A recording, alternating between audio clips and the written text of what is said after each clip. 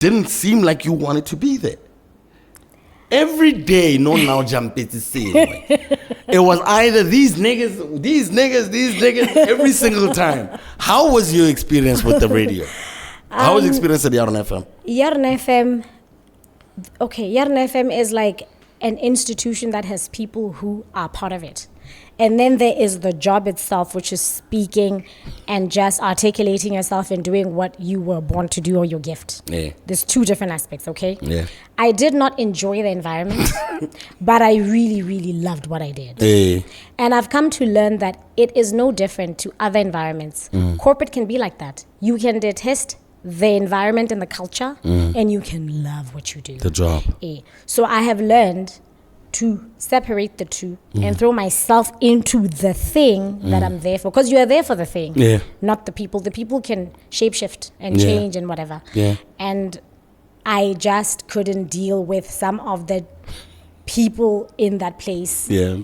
And I think I was too young. Now I think I can deal with them better, and I do. For those who do reach out, I'm able to deal with them better. It's just like dust off my shoulder. I don't let them get to me because they used to irk me really, really. I used to be like, because someone at Yarn FM once said to me, I made you. Okay?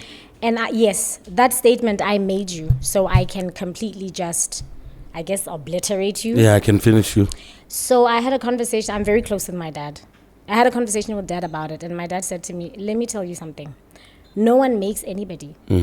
If that were the case, then they would do it over and over and over again. And it's not possible to replicate a person, okay?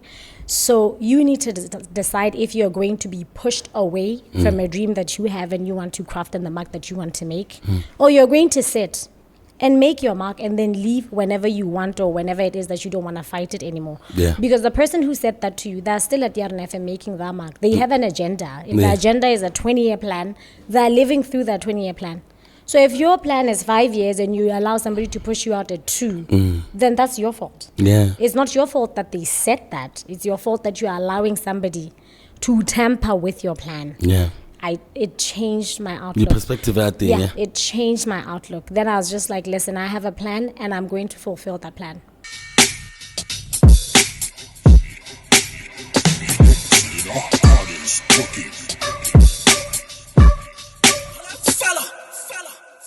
People of different identities.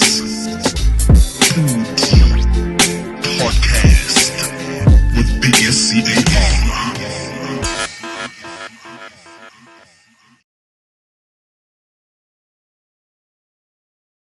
Hello. What's poppin', everybody? Welcome to the 30th edition of the Podicast.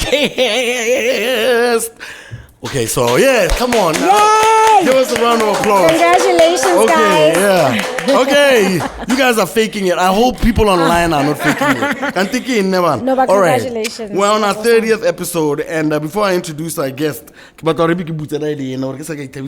might take a bit longer than it usually does. But welcome to our 30th episode of the Podicast. We are at you from the Vortex Lounge over Komolapo Showcase Piazza. It's right opposite your another Showcase Lounge, where we actually get our food also. You can come and get your platters here. You can get your pizzas. They have a cocktail special every single Wednesday. Yep, and so you can come through here and have your cocktails as well. So make sure you come and have fun with us. But today, it's 30. Yeah, man. Shout out to the team. Shout out to everybody. We'll give all the proper shout outs at the end, because right now we have to introduce our guest. It is none other than a young lady who I started my radio career off with. That's how I started radio. It was with her, and our show was called 610. And then she left radio and decided that she wanted to do some other stuff. And since then, she is an astute and seasoned corporate and commercial legal specialist who is passionate about making a difference as matters to the concern and compliance and good governance, with commercial and expertise and practical proven track record that spans over 9 years. And of course, like I said, she is a media personality with a background in presenting and acting. That's TV and both and radio. All right. So, ladies and gentlemen, give it up for our guest, Sesame Mosweu. Take your drink, buddy. Thank you. Congratulations. Thank you. Cheers, mama. And I want to know who does your show prep because I didn't know you knew all those things about me. You know what? Shout out Millie. Millie is our producer. Wow. And you know, back in the day, we didn't have, producers like that. We had to produce our own shows. And now I'm nervous because I'm wondering what I'm going to be asked. Hey. With that intro, I didn't expect you to know that. But congratulations, 30 episodes. That's amazing, guys. Thank you so much, my Not mister. everybody does 30 episodes. It's too hard. It takes too much consistency, too much grit, Mm. too many challenges. People fight. People fight a lot. And fall off, yeah. I'm just happy So we I'm so proud we of made it throughout. We're gonna have our second season next year. We're gonna have it tighter and way better. Yeah. And we're gonna have to try and beat this episode because I'm excited about this episode. You are in the house, Sesame. Again, guys, come on, give her a round of applause. And Because you have a nice team. I wanted Bunch of teams, for our last show, I wanted someone who knows me professionally and personally. Okay. So that at I least know that. it feels like it's not really an episode, but really like a catch up with an old friend who, at least for some people who don't know stuff about me, you're allowed to spill a little, not a lot of beans, but you can spill a couple of beans. Then Okay. why did you open the bottle? That's why I opened the bottle. I want some beans spilled. But first of all, I want to talk about you because for those who don't know you, you've been on radio, you've been on TV, and you're also a practicing legal practitioner. But before all of that, you are Sesame Mosweu, who was born in Princess Marina, I guess. I don't believe you said my middle name. And I'm in trouble. And this is your birthday month. Yes, it is. So how does it feel to turn 25? Like, how's it 38. going? I'm turning 38. You don't play around with your age like that. No, I love getting older Emma. because my life is getting better. Okay. I haven't accomplished every single thing that I wanted to, but I'm living an answered prayer. There was a time I was praying for this life. Eh. And now I'm praying for another life, but I'm grateful. So 38, 30th December. And Oh, I'm my very word. happy. I feel blessed. Happy birthday In month. advance. Yay, because yay, Boom, yay, yay, celebrate birthday months like every day is your birthday. So you're going to be turning on the 30th of December. Yeah. So how do you usually celebrate your birthdays? I travel. Ever since you started making your own dough. I travel. Ooh. Most times. As I got older, I do relaxation. It would be a spa. It would be drinking. I don't answer the phone. I'm in the Delta, but it's mostly travel. It's but travel. this year I'm not traveling. I'm working. I'm skeletal staff. Oh, okay. Yeah. So I'm not. How? You couldn't get leave? I traveled in September. Oh, okay. I remember. And That's why you yes, couldn't come to our show in That's why I couldn't September. come in your show. But get that travel maybe January or Feb. Oh, so yeah. For those who don't know, if you're born in Princess Marina, does that make you a Gaboronian? And stuff like that. And how do you relate to your home village if you are born in Gaborone? Okay, so my mom was Radisele. Okay. Okay, my dad was Sarowe. Okay. The reason why I identify with Radisele is because moms do a very good job at teaching their children or getting their children to their home village quite often. Yeah. So then the aunts there, the cousins there, the stores there, the play people there, those are the people that I know. Okay. So I don't like this thing and then now I'm a little bit more comfortable because I go there often. I told Dad I'm not comfortable not knowing Saroe and make it thing. Yeah. But pili, I didn't like this thing and you can't back it up. But what is so with just that? leave it alone. I think it's irresponsible. But I'm fixing it. Yeah. Me, my dad was just Saroe and our society is patriarchal, so it's Saroe. Oh my goodness. My You see how you just threw that in there? Yeah. Society is patriarchal. That's It another is. thing we're going to It actually is. be talking about also. Is that like, are you a feminist and all of that stuff? But that's too early No. in our conversation. I want to get into okay, being that was what I decided. Where did you grow up and where did you go to school? I grew up in Gaborone, the different parts of Gaborone. My mom rented in different places, so we lived in different places in Gaborone. Oh, so you were living with your mom? I lived with my mom. Okay. Yeah, I've always lived with my mom, actually. I lived with my dad in high school, but Okay. I've always lived with mom. So, I primary school, I Bonington in Block 6, I GSS, I UB. How traumatizing was that? Legae and then Bonington. It wasn't traumatizing because hey, my mom is strict, Hey. So I wasn't raised with a lot of privileges or My mom is she's not very soft, so it wasn't very different. It's just another day, just a different school. Yeah. It wasn't I wasn't like a spoiled kid who took $20 to school. No. Yeah, but a lot of kids by and large went through whatever, or they went to, let's say, primary when they were younger, and then they went to, let's say, a government school afterwards. Some of them looked like they were a fish out of water. Did you feel comfortable with, the surroundings? How did that shape, the person that we see today? I didn't feel uncomfortable because I don't think the kids at Lerai during my time are too bougie. Yeah. Well, were not too bougie. I wasn't exposed to friends that were too bougie. So they were exposed to the same games, the same TV shows, the difference would be where they go to school. They lived in the same neighborhood. Yeah. So I didn't feel any difference at all. I got good grades. That helped with the teachers. Yeah. The only shock was Robezo. Because I talk a lot. So that's the one I'm talking about, because that's the one that Hagona will go and sit in the corner. Yeah. Here you get it. Because I couldn't stop talking. Like, I'd want to say something. I'm not very good at not being able to talk. Now I'm older, I have self-control, but when you're a teenager, you can't do that. Do you think you have self-control now? I think I have a lot of self-control now. Our producer wanted to ask us, after I asked you, it's your birthday and all of that. Yeah. How do you embrace your growth? Being, you're turning 38. And unlike a lot of women who come on, like, public platforms, you're cool with saying how old you are. Yeah. So how do you embrace your growth, and how do you think, embracing your age looks like? Like, how do you feel about even putting it out there for people? I don't know about other women, but what I know is when you get older, one, you don't care more. Yeah. What people think, you don't care. You just want to do things for you and your loved ones, which is mostly family or a partner if you have one, or kids or whatever. Yeah. And then number two, you are making better money, so you have options and liberties to do other things that you've always wanted to do. So if you're making your own money and your family loves you and you love them, what do you care? I'm older. Also, I take good care of myself. I look great, so I'm okay with that. I'm not traumatized by looking 38. I think I look 38, and I am 30. So I'm okay with getting older. Also, because I've planned my life, I write down what I want to do, and it doesn't always happen, but 90% of the things that I planned out have happened, and I always dream a new dream. After this one, then I dream a new one. And I'm dreaming a new one. So like I say, my life is an answered prayer. Definitely. To be honest, outside of work-related drama, I don't have problems. I have a lot of peace. I know. You always wanted this. Like, I've you always wanted wanted like some level of peace, control. Absolutely. I've always wanted this. Is that why you're not in a hurry to get married? I'm not in a hurry to get married because nobody's proposed. And men gatekeep marriage. How do you mean?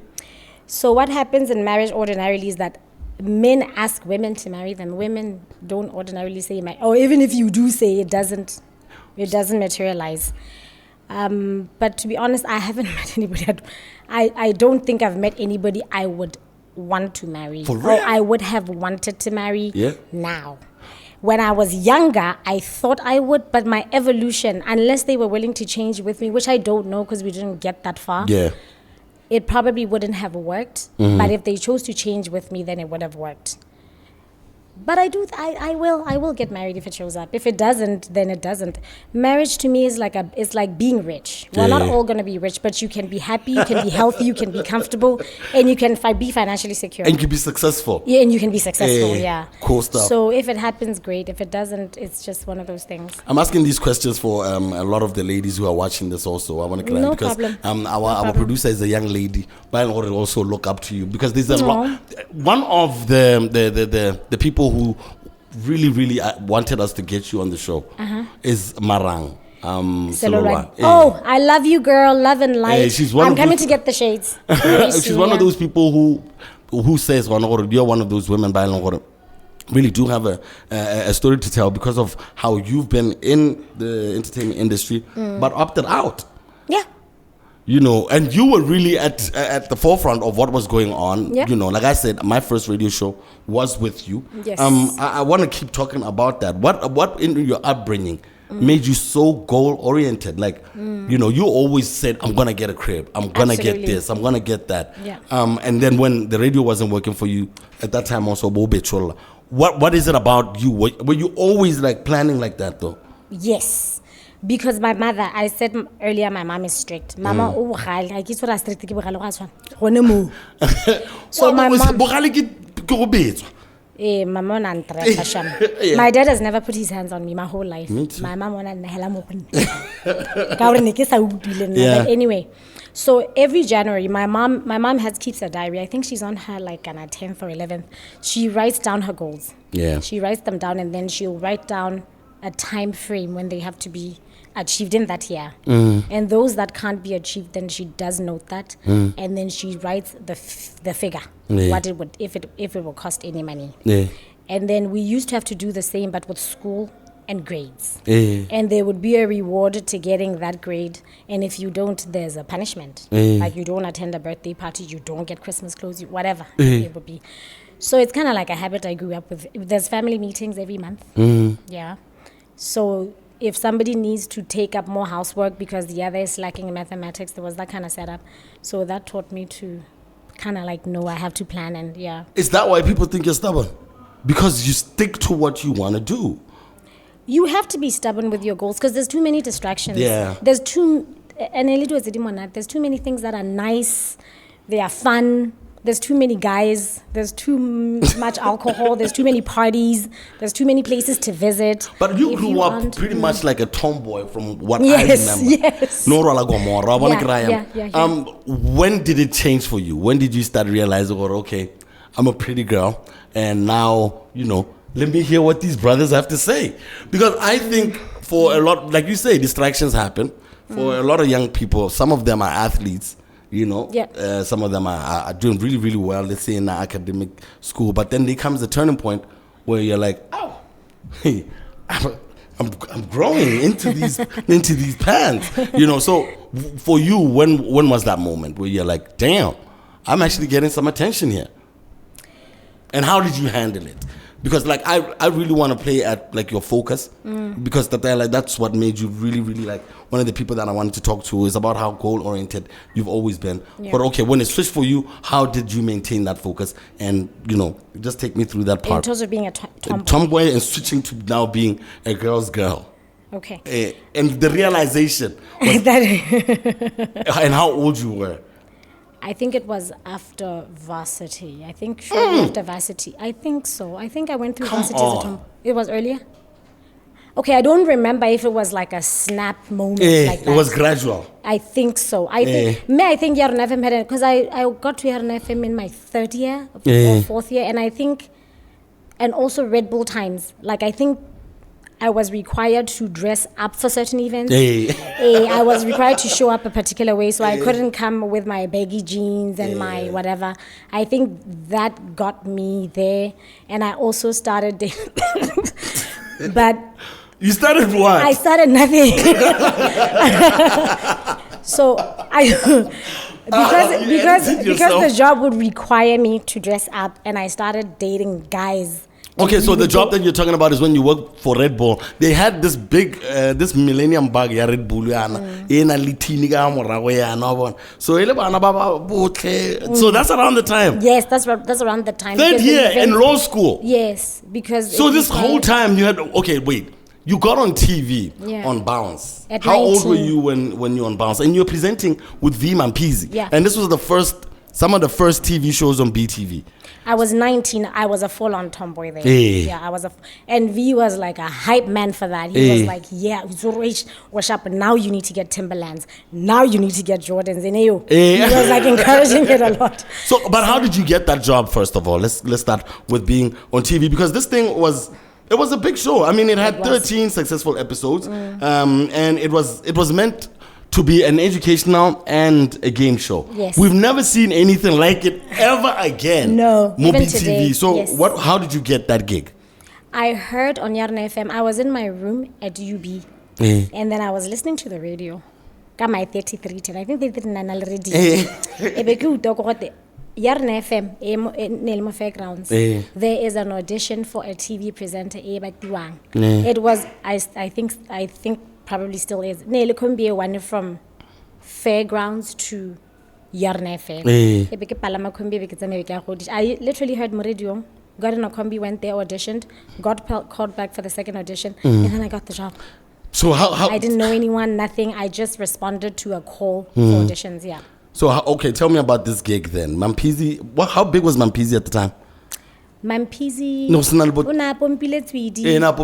Lo Olakazi, I'm sure was Lo out. Olakazi was out. Yes. So how it was a big deal? Was there a paycheck? Did you get paid? Do you remember how much? Hell yes, I got paid. How much did you get for that gig? What year was this? I don't remember. I think about 10K or I don't remember. I'm sorry. What year was this? 2000 and... I was 19. If I'm turning 38 and I was 19, can you do the math? I'm not 2002.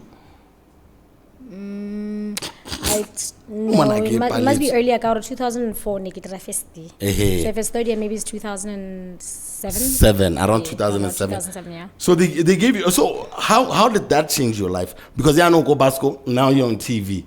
The homies ain't saying jack. I think I was already dating. Okay. Mind you, in varsity, I had the Red Bull gig. I had Yarn FM. And then, I got the TV show. Yeah, you got and the TV show. I had law school. Yeah. So even my availability is kind of limited a little bit, but no, I got more love on Facebook, on social media. Now, quite high five. I think there was high five or something. Yeah. And Facebook. Yeah.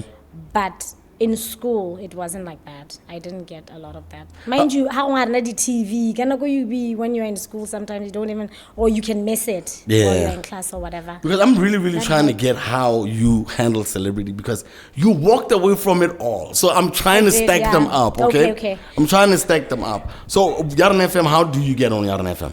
I got on Yarn FM. What happened? Because I met the programs manager at the time after getting the bounce gig.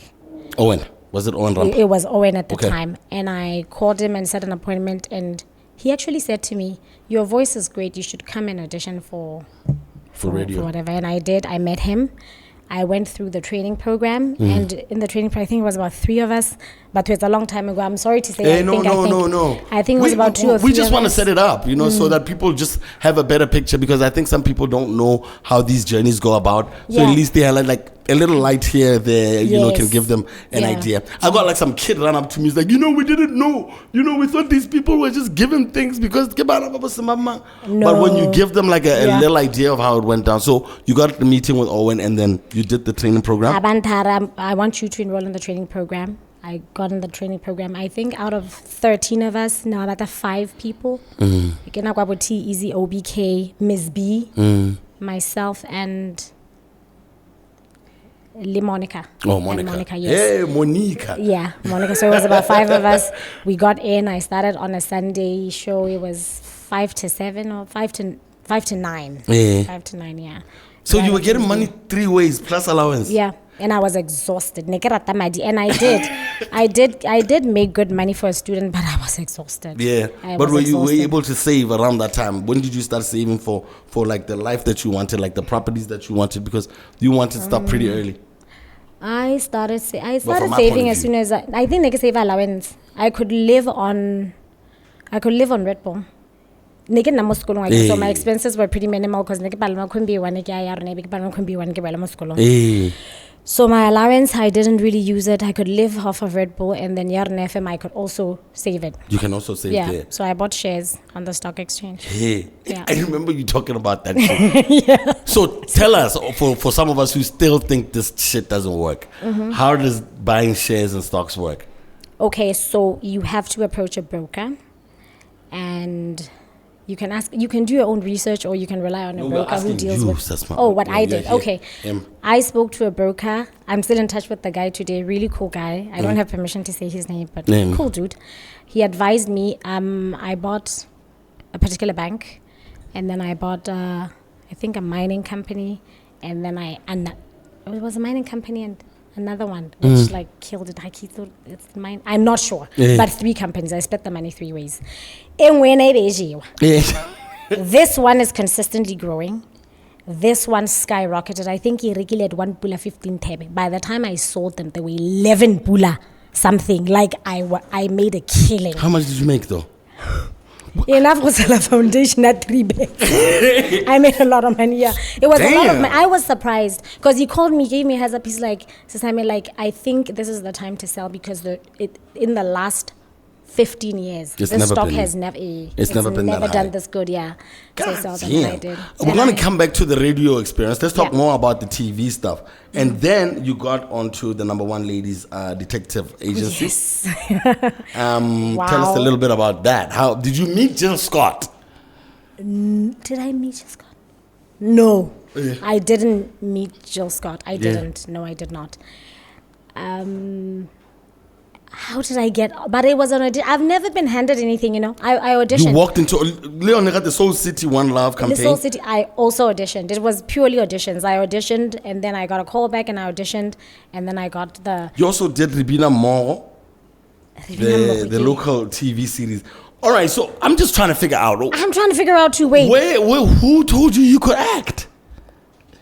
I told myself I could act, okay? So this is what I think. I think if you want to do something, because you need to believe you can credits. do it. What? I had forgotten the Ribina Mall and I had forgotten that.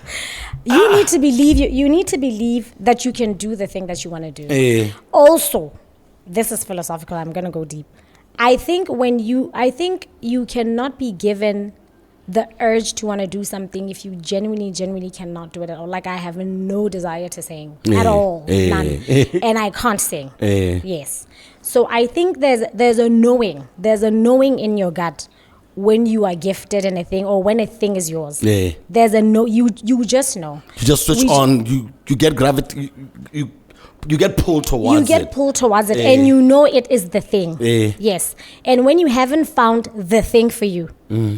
Keep going because whatever you're doing will be the thing that leads to the thing, right? So don't stop. So don't stop. Radio, the gigs got me to radio, got me to television again, and only I think it's November. I put up on my status because I miss television. I just put it up, and somebody gave me a number. It's like this producer. Better get BTV, talk to them. I call them and they're like, hi, yes, we'll be auditioning. I'm just saying, I don't know. I haven't gotten a TV show, okay? But what I'm saying is, you know deep down when a thing is yours. Yeah. There's a knowing, and another person can't give it to you. It's God-given. You know. There's a knowing about the thing that is yours, the thing that you're supposed to do and that you're very good at, and you know it's your thing. There's a knowing. Okay, so I just know. I want to ask, this is another question from our producer, do you think that the early start gave you a better chance of succeeding in the industry? And then she also says, because you've had a successful media career like the likes of Ria Kopi and Maran Sololwane, who started off as child presenters, have also gone on to have amazing careers and beyond. Do you think starting off early helped you? I think it helped me. I think starting off early helped me only because I had the parents that I did. I think popularity, I cannot categorize it as fame. I think popularity is a double-edged sword. If you don't have the right background, it can kill you. It can kill you if you're too young because you're not fully developed. You may not even know the difference between right and wrong. And if you are thrown into too much popularity, you may be exposed to things that you are not supposed to be exposed to because you're so gifted and your gift so predators may take advantage of that and throw you into adult situations when you're not an adult. It only works if somebody is guarding you. If you have a parent who's guarding you, you have a supervisor who's guarding you. If nobody is for you and guarding you, I don't think it's a good look to start early. I don't think so. I think it can kill you. Definitely. It's like being rich before you're ready. Coming across too much money before you're ready, the money can kill you. But yes. That's why I'm hate because you don't have the experience with money. 100%. Because now I had threats to finish school. I was told, the minute you flunk school, you're quitting everything. When we were at the RNFM, first of all, when we started working together, you didn't seem like you wanted to be there. Every day, no now jump it is same. It was either these niggas, every single time. How was your experience with the radio? How was your experience at the RNFM? RNFM, okay, Yarn FM is like an institution that has people who are part of it. And then there is the job itself, which is speaking and just articulating yourself and doing what you were born to do or your gift. Yeah. There's two different aspects, okay? Yeah. I did not enjoy the environment, but I really, really loved what I did. Yeah. And I've come to learn that it is no different to other environments. Corporate can be like that. You can detest the environment and the culture, and you can love what you do. The job. Yeah. So I have learned to separate the two and throw myself into the thing that I'm there for. Because you are there for the thing, not the people. The people can shapeshift and change and whatever. Yeah. And I just couldn't deal with some of the people in that place. Yeah. And I think I was too young. Now I think I can deal with them better, and I do. For those who do reach out, I'm able to deal with them better. It's just like dust off my shoulder. I don't let them get to me because they used to irk me really, really. I used to be like, why would you say that? Why would you talk to me like that? Why would you? I'm less sensitive because I'm also calmer. I think maturity also with age. I just feel, it just doesn't there's some matter. people who felt that you were easily offended from my conversations with them, because It's maybe possible. I got some leeway because we are from Botswana. They're together, and also because I've known you longer, so they I could just. Yeah. I knew how to walk around. I remember there was a time I made the dumbest mistake ever. No, first of all, you're a child star whose music we have been listening to for, by the time we got to your FM, it had been a decade of listening to your music. So you can't compare yourself with me, who just got a TV gig 2 weeks ago, and nobody's watching kids shows, and I'm only starting, so it's not the same. Okay. So people have an incentive to be nice to you. Okay. But I'm not disputing that I'm easily offended at the time. At the time. I'm not Okay, so disputing that. why do you think you were able to last that long over there, but only local environment wasn't conducive for someone like you? Because someone like you, meaning someone who is really, really straight up about how they feel, they'll tell you how they feel. Because sometimes what I learned after having left the radio station is that like some cultures, are toxic, and only toxic people survive in toxic environments. Good culture really toxic. It's hard. You won't survive in there. No. So you have to be a certain way. But then there'll be people like you who speak out. There'll be people like me who wait it out, and then they explode. And then pop off. You know what You I would mean? pop off, But when you were able to like constantly, don't mess with me, man. Yes. So what is it about like yourself that made it like so easy for you to tell people when to get off? Because I found it very difficult, and it was very hypocritical to sit there and just take nonsense. But you knew. Even though you knew what about you never cared about that. No. How do you build such a tough skin at such an early age? Because someone at Yarn FM once said to me, I made you. Okay? And yes, that statement, I made you, so I can completely just, I guess, obliterate you. Yeah, I can finish you. So I had a conversation. I'm very close with my dad. I had a conversation with dad about it, and my dad said to me, let me tell you something. No one makes anybody. If that were the case, then they would do it over and over and over again. And it's not possible to replicate a person. Okay? So you need to decide if you're going to be pushed away from a dream that you have and you want to craft in the mark that you want to make, or you're going to sit and make your mark and then leave whenever you want, or whenever it is that you don't want to fight it anymore. Yeah. Because the person who said that to you, they're still at Yarn FM making their mark. They have an agenda. If the agenda is a 20-year plan, they're living through that 20-year plan. So if your plan is 5 years and you allow somebody to push you out at 2, then that's your fault. Yeah. It's not your fault that they said that. It's your fault that you're allowing somebody to tamper with your plan. Yeah. It changed my outlook. Your perspective out there. Yeah. It changed my outlook. Then I was just like, listen, I have a plan and I'm going to fulfill that plan. Why For as long as I can. Why no san to say I'm there sitting next to you and you're so committed to your school and you're watching me drop out. Well, when you dropped Why out didn't you say, come on, what are you doing? Did you drop out? You had already dropped out. Because the conversation on dropping out, when we had it, you had already dropped out. Because You had already dropped out. And I think the conversation was that you were going to go back. After. Because I get you be this semester. So, semester you need to gonna go back semester 2, but really more period in semester 1, which means it was now it was like that. Yeah. So I want you to finish school. Why would I not?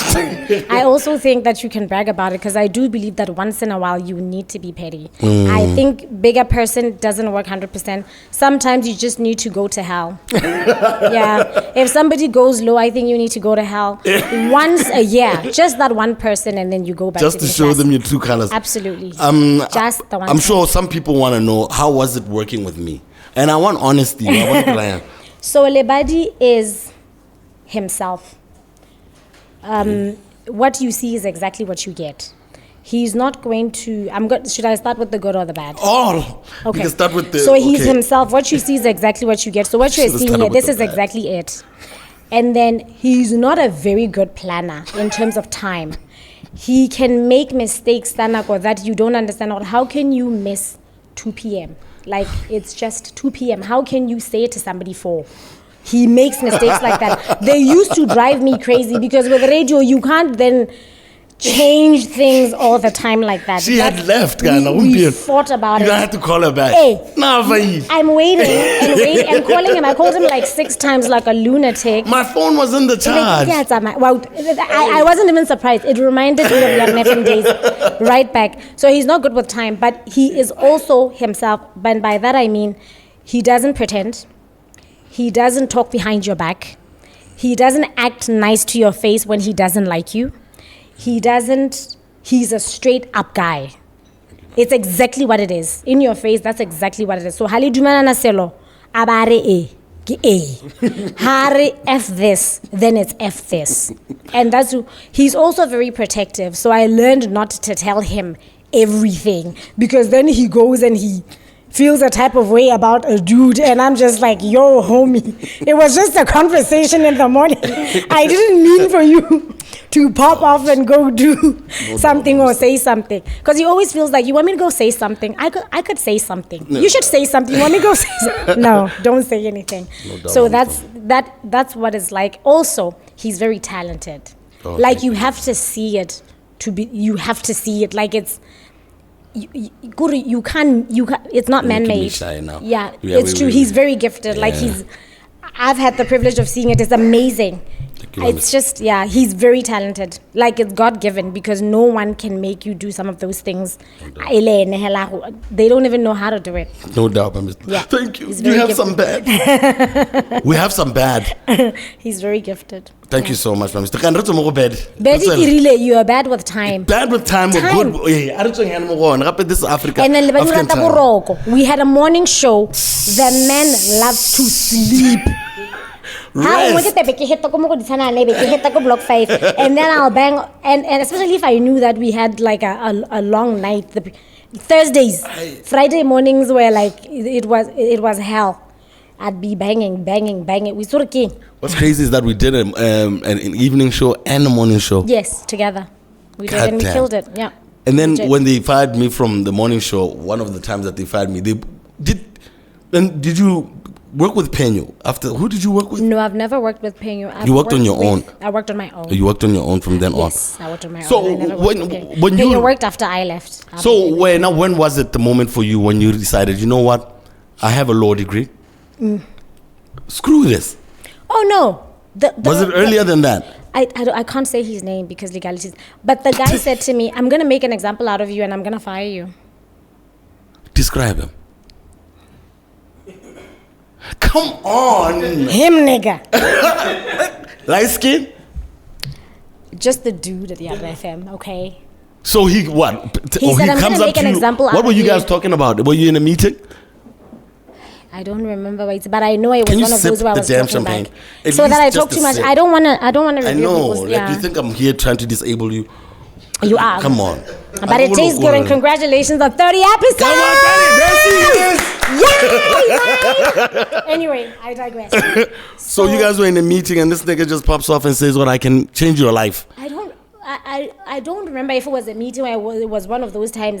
I think it was show. What was the thing where after the show you listened to the show and he said some air check. Yeah. We were doing air check and I just didn't agree with him. Oh, I know who it is. I just said that doesn't make any sense. Why would I? That that don't make any sense.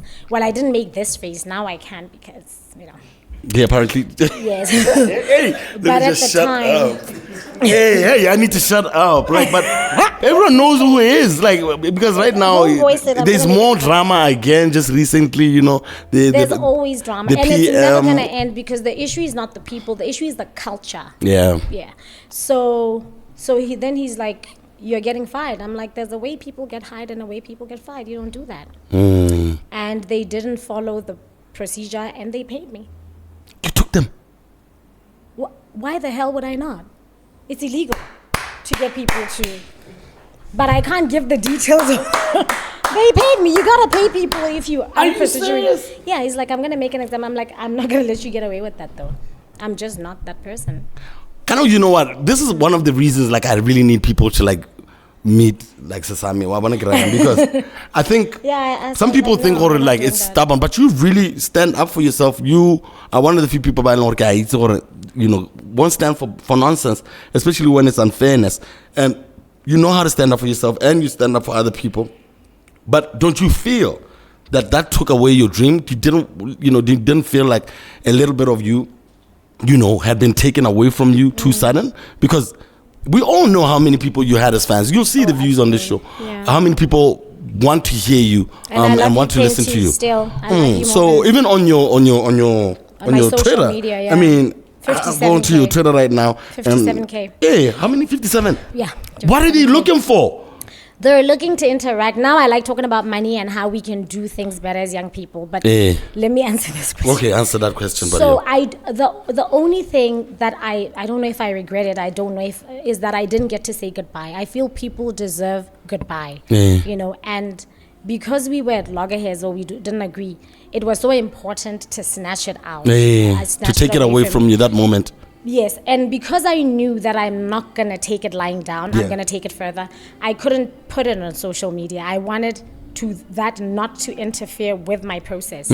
So I kept quiet, and I've never addressed it. That's the only thing that I regret.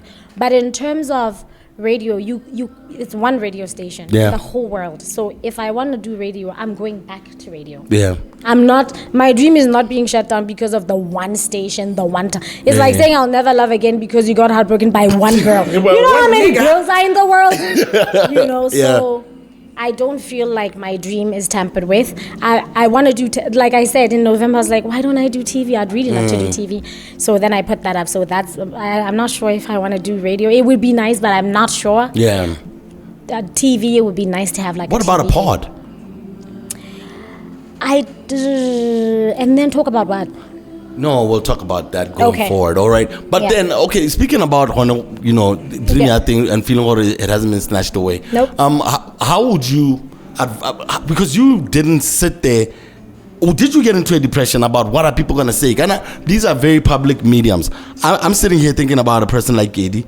I worry about her a little bit, but I'm happy like she's getting gigs. She's going to be hosting the red carpet Bomu Awards. Oh, honey. Big up. She's gonna be doing and her she's thing. such a bubbly, sweet girl. And then you get fired publicly like that. You know what I mean? And it's got nothing to do with her. How would you speak to someone like that? Because, like, you have always been bulletproof, my nigga. But like, I'm not, though. But I'm not, though. Like, I cry when I'm in comfort spaces, when I'm with you. I've been heartbroken. I will cry. I will go through. I get off social media. I just don't want people to see my cries and my tears. My cries and my laughs. Because people then know where to hit you. So I'm not bulletproof. It's a case of, you can't go out in public bleeding. You don't go to social media and say, you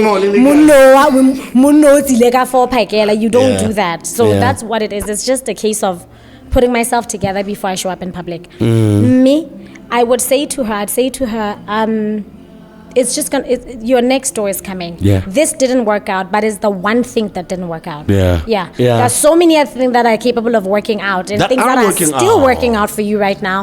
So let it go and then focus on what it is that you can do next to I know what it's like to do something that you were born to do, and you're gonna do it. Now we live in a time where she can have her own thing, she can have her own podcast, she can have, it's so more. It's reachable now. Yeah. It's accessible now. I just think by embarrass you are blind Yeah. in this day and age, and because they don't put in as much work. I mean, you're sitting on a law degree, so you could say, screw this.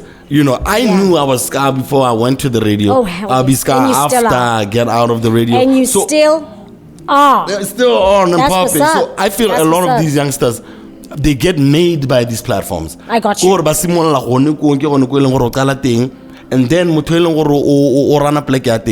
tells you what about, and I'm not talking about just one institution here. Yeah. I'm talking about all of them, all of the public spaces that we have, all of the radio stations that we have. I feel they're holding these kids for ransom because these kids don't want to be embarrassed. And I wanted them to hear from someone who said, fuck it. You are not going to make me, you're not going to blackmail me into paying me peanuts and treating me like trash. Yeah. Because But it most of happens a them, lot. they get in there with the promise of being famous. They don't care much about the money because what? They're kids. Yes, So you're they don't thinking, have pressures, I have time, so I can leverage my popularity and I can get gigs outside. Only for them to say, now you're popular, now you have to work for us for free, and you can't get those gigs on the weekend anymore. I'm giving a perfect example here of what I know you little niggas are going through. Okay? I know it. Okay, so you can walk. Anyway, we can continue. I get my mist. So when you walked away, did you have a job ready? No, I When they- didn't when have they- a when job. they I shut didn't it walk down. away. I was Yeah. told I'm going to make an example out of you. Let's And just you put that said- out there. And then I applied How much for... did you get? I didn't get severance. What? I swear. But, But the you are second time around- legally, you are legally entitled. No, the second time around. Well, I think the fourth time. It's a legal The fifth. obligation. You have to pay The fifth time severance or around, I got pension. severance. You have to, it's a legal obligation. You don't choose not to pay severance unless you're paying pension. It's pension severance kind gratuity. You A can't lot of just these- opt out of anything. But a lot of these, this is why some people call these, some of these companies the maus. Well, a lot of these kids don't have contracts. And I don't understand how that works. No, but a Because contract can be Batswana- verbal and implied. Even if it's not written, I render a service and you give me money, which means you're agreeing to something and you're paying for something. So though the nitty-gritties we may not agree or we may not see eye to eye, we have to look at what happened, what occurred, what happened on the ground. I can't be coming here every You cannot day. act like we don't have a contract when you pay me on a particular, I think, monthly, and I come in here and you give me permission to access your premises and you give me a microphone, which is a huge responsibility. So there is a contract. It just may not be expressed, written, but there's a contract. And if anybody tells you there's no contract, it's not true. Yeah. Especially how provide service, I think. And you get paid. There's a contract there. That's a contract. I'm rendering a service and you're paying me. And then you're paying me. I don't pay because you feel like it today. No. There's a contract. We're coming for all of you niggas. After this episode, we render services here. Podicast LLC, Wanyak. So what I did is I applied to, I had been invited before I was being shown whatever. No, before I was being shown an example, whatever. I had been offered I'm sure this stayed in your head. It's like, yes. Did you look forward to seeing the guy when you are now settled? He sent me a WhatsApp and is like, I want to apologize to you about the way I treated you. He's really made a turnaround. A little bit. It wasn't just my doing. I was with Lebadi and I was with Abby and we were doing it together and I was in a corner and I was just like, I'm not in the mood. Yeah, he's good at those speeches. I'm not in the mood of, it's okay to say I'm so sorry. You had to know that I messed up. That's better than Ghana Sky and Abby. No. Justifying. No. Yeah. So they do, and now I can talk. Now we do interact, not frequently, but we do interact. But initially, I was not very nice. So I had been offered an internship in New York to be able to. What you do is you shadow somebody who's already experienced in the Ghana had never practiced. Yeah. There's a thing called pupillage in Botswana. Is that the bar? No. It's like when you shadow, and then you go into court.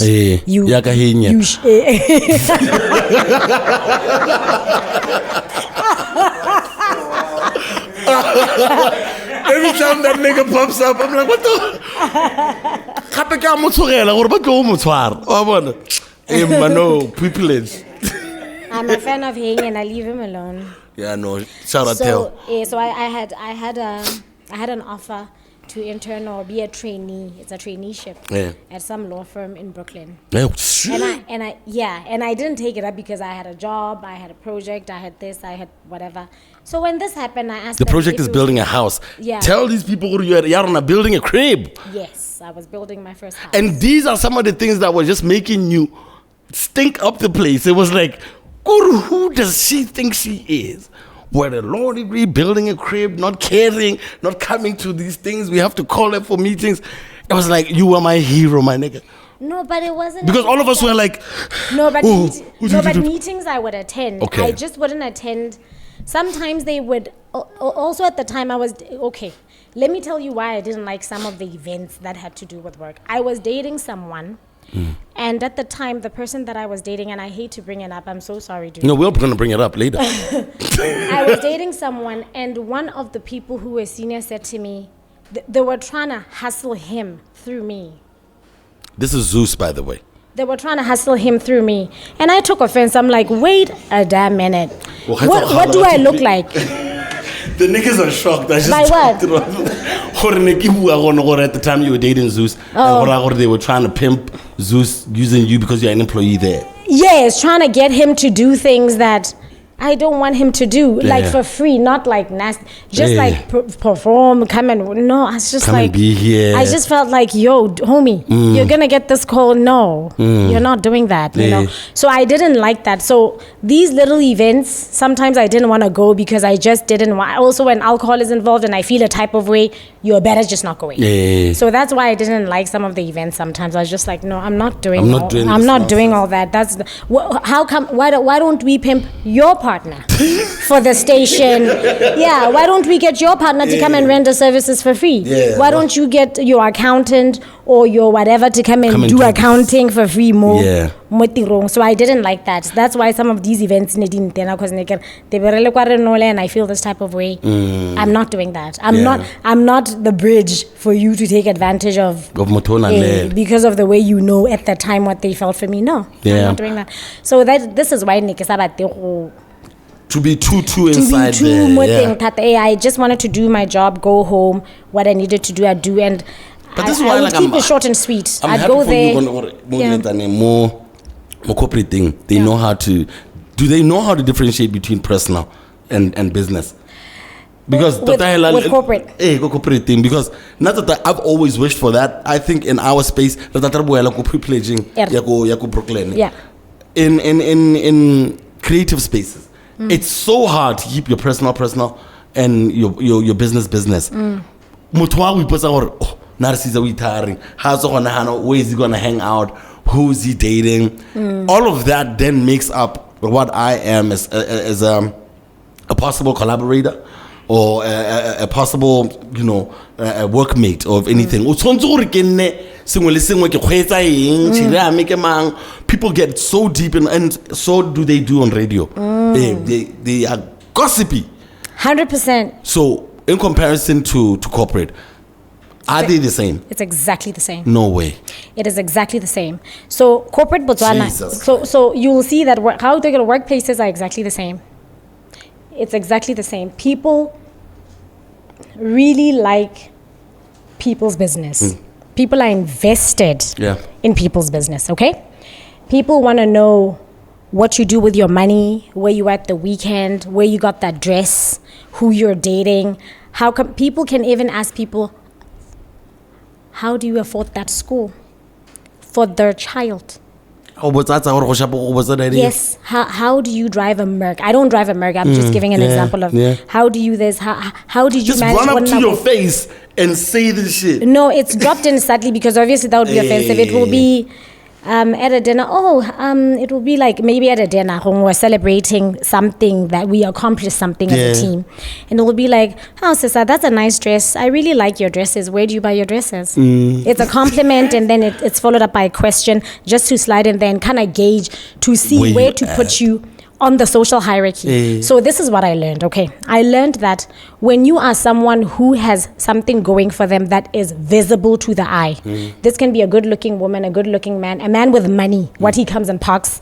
Maybe you're also attractive, maybe not very gorgeous, but attractive. Yeah. There's a social hierarchy that people put you, there's a social hierarchy, like on a hierarchy. Yeah. So when you're like a lebadi and you're like a child star, you're gifted, you're famous, you're put up on the hierarchy, okay? When you're a pretty girl, you're put up on the hierarchy. So then because these people put you up, maybe they put themselves at par with you for whatever reason that they know about themselves. So then it is uncomfortable to be at par with another person. Then they step up and they find out, hi, Lebadi, how are you doing, man? So did you finish school? No, I didn't. That takes you 2 notches down. Right? This is all happening in thy head. You don't know you're going through this. So, dude, are you, where you do work now? No, I'm still between jobs. 3 notches down until they feel comfortable. But sometimes they step up to you. Where do you work? Oh, I'm with such and such company. I'm actually endorsing whatever. And I made this track, MTV based, 5 notches up. Oh, and then what do you drive? 5 notches. So now you're 10 notches above them. So now they start. Now this is all happening in this person's head. So you see this dude, he has a problem, and you don't know this guy. You met him at this event. You don't know homie. You don't know what homie's problem is. And he's talking about these shoes are fake. He's talking about this nigga thinks he's famous, and you're just like, Munawe, I don't know you. That is what happens. Social has a hierarchy. That is why people who are put together and appear put together are constantly attacked. But they never say anything to anyone. They're actually very sweet, but they're constantly being attacked. Because in people's minds, the social hierarchy, they rank them high. And it's uncomfortable for them to have this person rank higher than them. Jesus, man. That's what happens. Even in corporate, people want to know people's business. All that. People want to know all that. But then how do you stay sane? I mean, at least your contracts are much more well defined. No one is about to just come through just because they dislike you and set a chain of events that can ultimately tip you over. Unless you're reckless, you can get caught out. But there are a set of rules that can actually protect you. Absolutely. As a person, if you stay, focused on. There's a code of conduct to abide by, so you also have So it can't be that terrifying. There is some level. I mean, civil service going to go to chances of you being fired zero, slim to zero. But in private spaces, a lot of the time people can set other people up for failure. I want to get back to your law stuff. Yes, so did you manage to get to New York though? Yes, I did go to New York. I did the traineeship. I got the certificate, and then I came back, and then I went to Collins Newman. I actually was interviewed. We did it over the phone virtually, and when I came, I said a day to work. So that traineeship, that training item. So is that what put you in a good position? Or you went and trained in the States, or were you still gonna ultimately? Because Collins and Newman, you have no idea. I celebrated like I was in there. I know. Hey, I was too happy. I know. So how do you think going there versus going anywhere else put you in a position to get into Collins and Newman? Okay. What got you into Collins and Newman?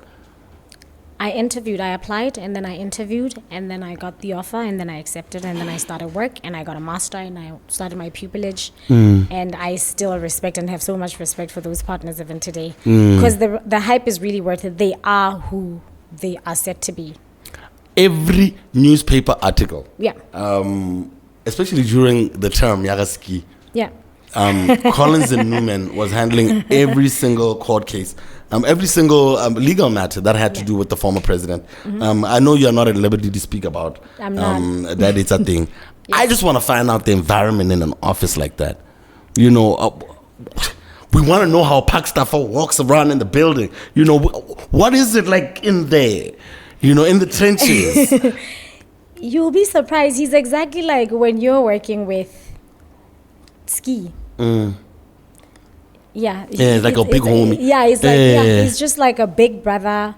Sometimes even a father figure, because he's much older than some of them. Some of the pupils now would be like a sibling, an older sibling. The man is he's very knowledgeable. Yeah. He loves what he does. Yeah. He loves what he does. All the partners. Yeah. Kupe, Rizwan, they love what they do. They're very good at what they do. They're good teachers. Yeah. They're good trainers. They know where to find answers. They know what to read when.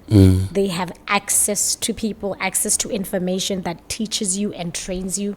Some of the information that I got working there, I know for sure not everybody's been exposed to that kind of information. And this is legal information, not people's personal business.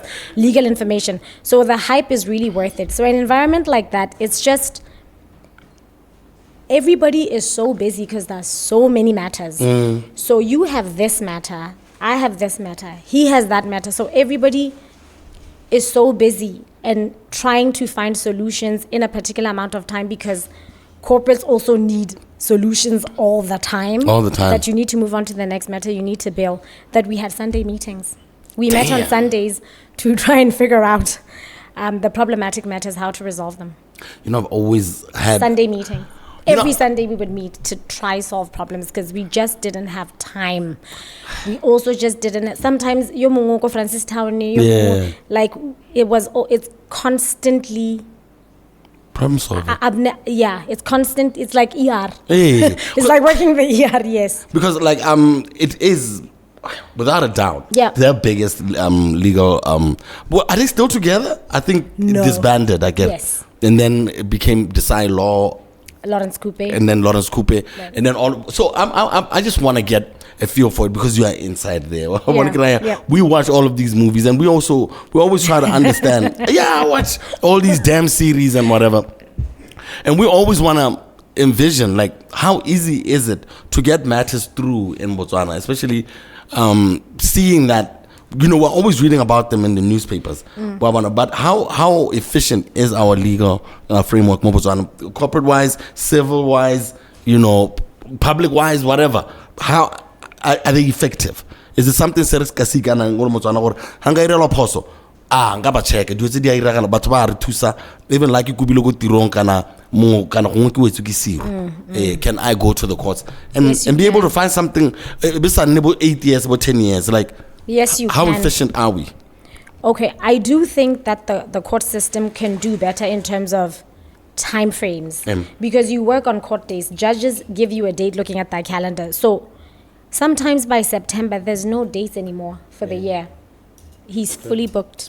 So get 2024 here and February. So I do think that we could do better with respect to that in terms of being a little bit quicker to resolve matters. We can also have commercial courts where we don't have the one court for everything. We can split up courts for different matters. I think it would help. Yes, ma'am. Then we have judges who are family law judges, and that would help it because then we have specialties. I think so. However, if you have a legal issue, do not lose your fight. The legal system is available for you, and you do not have to have lawyer money. There's the Legal Aid of Botswana, which hires lawyers from the same universities that you would hire in law firms anyway. They are trained by the same professors, they graduated from the same varsity, and they are there to assist people baba senang the money to pay for legal fees. Legal Aid Botswana. Before it was set up, nearly the UB Legal Clinic. Oh, that's what the UB Clinic was? Yes. Okay. It in early on. Yeah, no, Legal Aid Botswana is all over the country. So please do not lose heart. Trust the legal process. So you can just Google Legal Aid Botswana. Legal Aid Botswana. And then you should be able to see the number. Yes. CBD. I know it's at CBD. It's really nicely branded. It's nice and big. Pro bono. Yes. Ka gore e targeta bone batho ba ileng gore ga bana gongwe like legal ga ba khone go duela legal fees. Pro bono ke ra for free bongwana. Also, another thing just dropping, light flakes. Another thing is that matters that prescribe. By prescribe, I mean, if I owe you money and you just keep quiet for a particular amount of time, there's a time frame in which you can't say anything anymore. So when a matter happens, you need to say something to someone to trigger the process. Otherwise, you can't come 10 years later, over sekoloto sa mothelo, and then want to restart it. It prescribes, meaning there's a time frame in which you can start the process, not that you can't just keep quiet into perpetuity. It's not going to work. Yes. You will forever hold your peace after it prescribes. So speak up and move forward. The maintenance, I did something at work where every once a week, I try to simplify legal provisions and different statutes. Maybe what you can do with maintenance, what you can do, what a certain body does, just to I wanted it to be conversational law, so I can say, I remember the first one, maintenance, or if you don't pay maintenance, you can end up in jail, civil imprisonment, and also if you don't pay maintenance, but somebody has an income, the court can order a Ganeshi order. Ganeshi order is like tax, so we take Madiangwan before we pay you. And then that's exactly the reaction I got from most of the people. That's exactly the reaction so things like that are available for you. And don't lose heart. Don't assume that people are against you. Try it. Try it. Because the law is written down. We always feel like maybe because about this. I mean, those are murder cases. I don't know why we think to apply to us. The matter next year, March, so I think everyone thinks it's just slow, and sometimes it's easier just to give up. It is slow. To be fair, it is slow. It is slow. It takes time. There we can improve. Please speak up. Okay. I need Batswana to speak up. Speak up. They need to pay you back. They need to take responsibility until also civil imprisonment doesn't mean you don't owe. You still owe me money. Yes. Until you pay me, you still owe me money. Are you still in Metelo? Yes, I am. And the first one paid me. I think the next one is paying, I think on the 15th or something. Still making it rain. Yes. That's some conviction. Can you have some advice for some of us who do it for 3 months and now jump ship? Because sometimes I don't know how to so kita biketsa go cassette hell next thing is like months in and you're like, when am I getting mine? When am I gonna get mine? Yeah, so how do you manage to do Muzenda throughout the whole year? Okay, what we've done is we have a month per person. So if everybody's getting money in June, he's getting money in June. So you can prepare to get money in June. So I can buka your month. I have my own. So when you just have to plan for. That's a brilliant idea. Yeah. I want to get into the why you thought we were gonna come through to it. You dated rapper Zeus for a very while. Wow. He was here and I watched the interview and didn't ask him anything, and you're gonna ask me. You see, I knew you were gonna come on some political tip like that. And I feel he was here with his lady. I feel bullied. Oh, so because I didn't bring my man now. You should have come with your man, and I would have asked you. Okay. No, I feel comfortable asking you because I saw how it affected you. Yeah. I didn't see how it affected him. So fair. We had our conversations about it when it was happening. But for those who don't know, you guys went out for a couple of years. 4 years. It's not that long when you're in your 20s. It's 4 years. 20s, yeah. Yo, how was 4 years? Okay. You guys went out for 4 years. I want to find out. All right. How did it happen? How did you guys get together? And what broke it apart? I am never ever telling the story because, well, the way I met him through work. Okay. He came for an interview at Yarn FM and we met, we exchanged contacts, and the rest is history. That's exactly how it happened. How we split up, I will never speak on it, and I can bet you he will never speak on it. Ever. We're never talking about that. At all? I'm 100% sure he won't. Yeah, we're never talking about it. You're 100% sure because he did it or you did it? Who did it? What happened? We're not sharing that. The public will never know. You know why I'm asking you? Because I think he came ready, expecting me to ask it. And he even gave me props after the interview. No, that was on point. I appreciate that you did. I appreciate what you did. No, but I was always gonna ask you because you're closer to me than he is. Fair.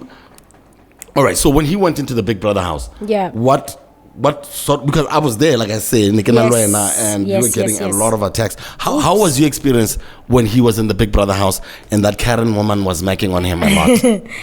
Well, because you were still together when he was in the Big Brother house. We were very much and together. that girl really, really, really, really wanted him. Correct. And really, that girl couldn't get enough of Rami. My God. So, how did you go about it? I stopped watching Big Brother. I stopped watching Big Brother, and I think I stopped social media as well. Yeah. So that I can at least insulate myself from the entire process. It was not easy. Yeah, it was not an easy. So I just checked out. It was only family and close friends. That's it. I checked out of social media, and I checked out of... Tell them about the Nigerian people in the text and stuff. Yeah, I don't know how they got my number, guys. They would call, they would text, they would... I don't know how Leave our men alone. Yeah. Kind of what was happening was that the Nigerian contestant with the big titties is the one who was like... she had like some big ass things there. Yeah. So she thought Mrapa was going to go... integrity.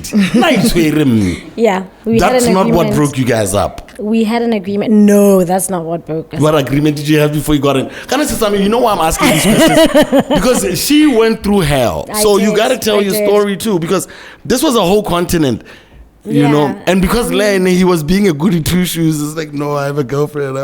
Yeah. Everyone felt, let's go attack this girl in Botswana. Like I'm controlling a man in the house. Yeah, you were. We wanted to see action. Of controlling him. I'm like, how do you control someone and they're in the Big Brother house? That doesn't make any sense. How about Tommy? The attacks were mainly, it was numbers that were not Botswana numbers. Yeah. And I was just being accused of controlling, of using, it's called muti juju on him. What is it called when you're like in a daze? I'm controlling him. I'm not letting him play the game. I was just being accused of those things. So I just blocked the numbers. I remember there was a time my mom was like, maybe you should change numbers. Yeah. And his family, because his family is really dope. They're like, why don't you just change numbers and then only we can have the number? I'm like, but it's the same number I use at work. It's not going to work. But both families. The same one we still have now, I get. No, it's not this. Oh, yes, that one. The other one. Yeah, the other one is the same one. So it was more a case of just, I don't know. It was, I had family and friends, and then I got off social media and I stopped watching because I just didn't want to see any of it. Yeah. So how is it like dating a rapper and having all of their female fans all up in your grill? Were they nice to you? Would you date a rapper again? Absolutely, positively no. But I don't regret it. I had a great time. I've had some pretty cool experiences. Why wouldn't you date a rapper? He's a really cool dude. I just don't. I'm just not that. I'm just not nice like I was in my 20s. I'm just not nice and patient like that. I'm too old for that level of patience and just niceness. I'm civil, but I'm not nice. Did we ever date, me and you? What the fuck kind of question is that? It's in the prep. No, we never did. The fuck kind of question is that? You have to zoom into that reaction. It will need a slow motion. What the hell? It's right here. This chick wanted me to ask you. I have to ask it. And then in the we were. Did you guys ever date, or was it just rumors? There were rumors that we were dating. Well, she says it here. No, we've never dated. We've never dated. We dated too many people close to each other. Yes. So someone once had to. Oh wow! We're gonna go there. Once had to pick up some clothes. Hey. From someone for someone at my crib. Yeah. No, one more grandchota pelana ne letsa la ga long life. Hey. Ya no ga ile gore tshwntse gore a tlo go tsa dilwana tsa gagwe ke a sa mo tata go ditsa ampe sa ma tlo go tsa dilo tsa gago motho wa modimo. I don't be sure gona. Yeah. Are you guys good? I see her sometimes. We say hello. Yeah. We're good. She's good people. She's good people. Yeah. Okay, we're gonna go on to some more about The Fat Boy Challenge. Yeah, stuff like that. Is that why you're a gym fanatic? You've been in the Fat Boy Challenge. When did you start doing gym? I started doing gym 2017, 2018. Because Fat Boy Challenge, when I started like 2011, and was it 2011? Let me just get my things straight. You were part of the Fat Boy Challenge again. I was. Did you feel fat? Because we were fat. No. So why did you enter? I don't know. I think I want to have a lifestyle that includes exercise and healthy eating. Yeah, and it was available. My employer was offering it, so why not? It's like if you're given a benefit, and you want to be healthy and fit, why not? It's just one of those, yeah. So it was something to do. It was something to do. Yeah, I also, it was nice. It was really nice to watch all of us struggle. Nobody judges you at the gym, no matter how fit they are. Those are the least judgmental people ever. But how are you able to survive on Twitter, though? Like, if if you're worried about judgment, because there's a lot of people that I think follow you on Twitter. Yeah. They hate me on there. I'm trying to show, like, you have a lot of love on Twitter. How have you managed to master it like this? I block. You don't block enough people. I block a lot of people. Yeah. Yeah. If somebody gives me a hard time or is cussing me out or is talking crazy, I just block and then I move on. Because there's a lot more positive people than negative people, and that is the truth. It's just that if 10 people respond to what you're saying and the one person is cussing you out, we are hurt and hold on to the person who cusses us out. Yeah. So I block. I'm block friendly. I stay blocking people. I stay on the block button. Here is an interesting tweet that you made recently, okay. And I wanted to find out more about it from you. Yeah. Or a guy on TikTok educating women about weaponized reproduction. Some pregnancies are a result of someone trying to humble you, put you in your place and slow you down. It's not to want to build a family with you. Yes. Where was this coming from? It was from a guy on Twitter, on TikTok, was saying that you kind of need to be careful who you are having a child with. Both men and women are victims to this. So there will be someone who you get into an agreement, let's build a family, let's have a child together. We're going to do this, okay, Shapo. This is how we're going to make it work. We're going to do our thing. Yeah. Kante is because one, it's usually someone who feels like, umakaka wa ipona. Umakaka wa ipona, onagana gore o botoka. I may not be able to keep you for long, so I swung to the hills. This guy is saying this stuff. Yes. Well, it works for both men and women. He was specifically talking about men who do it to women. So you swing for the skies and then you hit. So you out-hit your target. And this girl is there. Now, instead of upgrading yourself to a point where you feel like, no, I got this. Now, because a child slows a woman down. You can't go out as much. Your money is not that liquid.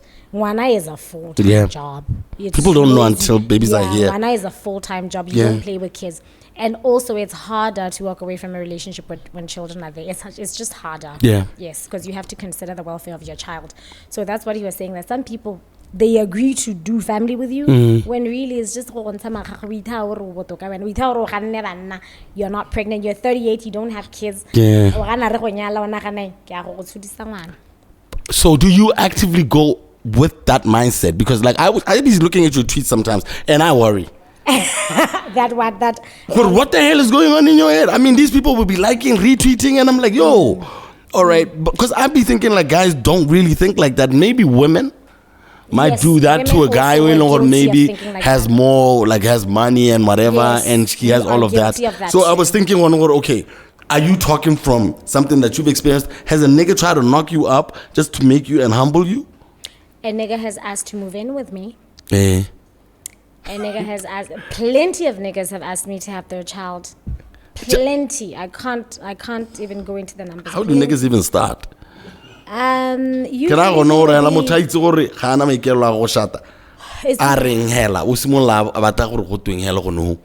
It'll be a date. I mean, obviously you can't just pop off in the middle of the mall and say something like that. It will be a date. Yeah. Some familiarity, a second date, a third date, then it's just like, listen, I want to do this with you. I want this. I want a child. I want this. What kind of confidence? Who are these niggas? Batswana niggas. Yo, brothers. You know, like every single time we have conversations about niggas, the thing is like I always wonder which niggas you're running into, because some of these dudes, Unless it's like, because I know they're moneyed up for sure. I mean, you're not going to be around no. Wait a minute. What? I know you're not going to be around no broke dudes. So I know. So is the confidence coming from their money? Hold this DNA. I just want to hold on 1 second. So I date niggas. No, they're not broke. So you know me to not want to suffer. He should be able to get to the date. I'm not saying you're out here gold digging. You got your own gold. I'm just saying. Okay. So explain these niggas. So what happens is I think there's a certain level of comfort that happens when you get to a number of dates with a woman. You also get comfortable. It's not like we go on the date and then we never talk. We check in every day, we talk, we have conversations, whatever. And some men are just tell you, listen, I want you to have my kid. You talk like it's so easy, but like the thing is, I'm trying to picture myself saying it. Well, sometimes they text it, but those requests have come through. Quite a lot of men have asked me to have kids with them. A lot of men. Why? Okay. Why haven't I had kids with them?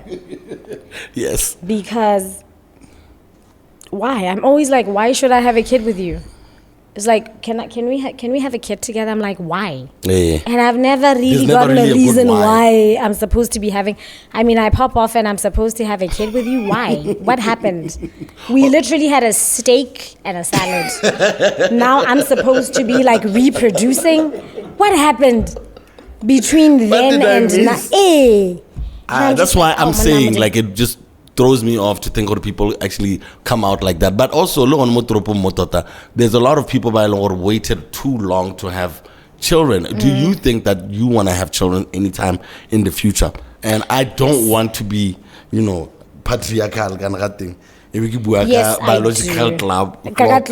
Yes, at 38 on your mind, yes, right at now? 30, like I'm turning 38. I am aware that having a kid is something that I need to be like. So I do intend to be a mom. I'm not like mother. I'm not like. I'm not very. I have a certain level of selfishness. Okay, because I think it makes me a better everything. Because I take care of myself, it makes me a better girlfriend. It makes me a better friend. It makes me a better, I think, daughter. And you know why I'm asking this question? I was looking at a thing, Ashanti and Nelly. Yeah, if I want a kid, I'm having one. They were breaking after them. No, Ashanti and Nelly, but they're cute. I just don't know. Kind of the thing with couple businesses, you need to be careful with. No, but the way they broke it down on this Know It All, what podcast the way it looks is that Nelly broke up with his fiance of 10 years because she wanted things to go in a certain way. Marriage, babies. I think a proposal, marriage, babies. Yeah. And Nelly Nelly wanted a child. And then Ashanti and okay. But they're both over 40, Ashanti and Nelly. So it's like some women, the way he was trying to make it seem was some women will go where you want them to go and some women will stick to what they want. That's true. So in that situation, I'm always wondering, is there a right decision there? Because another example, I have a friend who's out of the country. He married a foreign person, and media molele tsela gore yo na ke batla go nna le bana wa bona ke itse ntwana ka wa bona ka itse gore o ka tswa ile gore o batla bana in the future, but maybe in the decision when they were making it was love and whatever, and gora gore so in those situations, I don't know if the person who's selfish is in the right side, or the person who chooses to compromise for the benefit of everyone is actually the right one.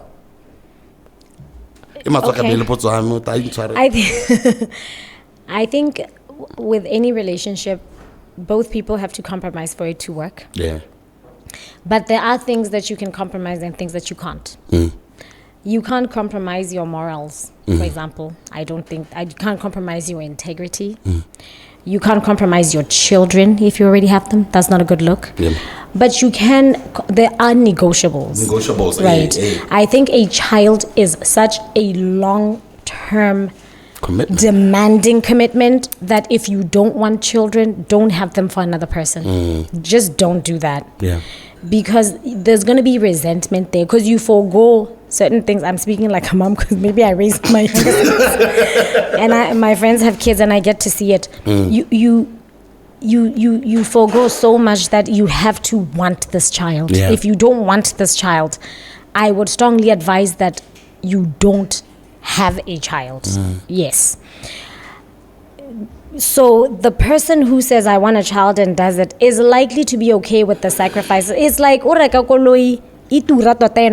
and you wanted it and you knew and you were like, I'll forego something to be able to fuel this car. Yeah. When you fuel it, there's a certain level of accountability that you have because you chose this car. It wasn't dumped on you by someone else. When I below CMW,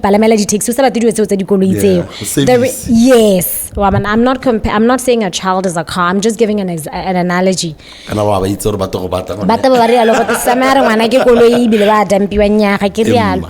So what I'm saying is, it's too huge a commitment for you to do it for another person.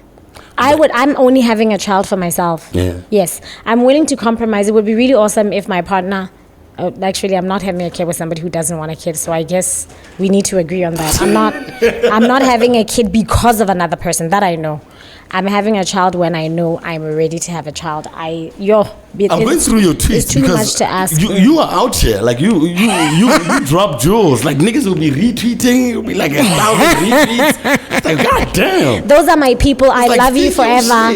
I love you. I love you guys. It's like, be discreet. Yes. Try your best to be discreet. No one wants someone who spills the beans on private matters.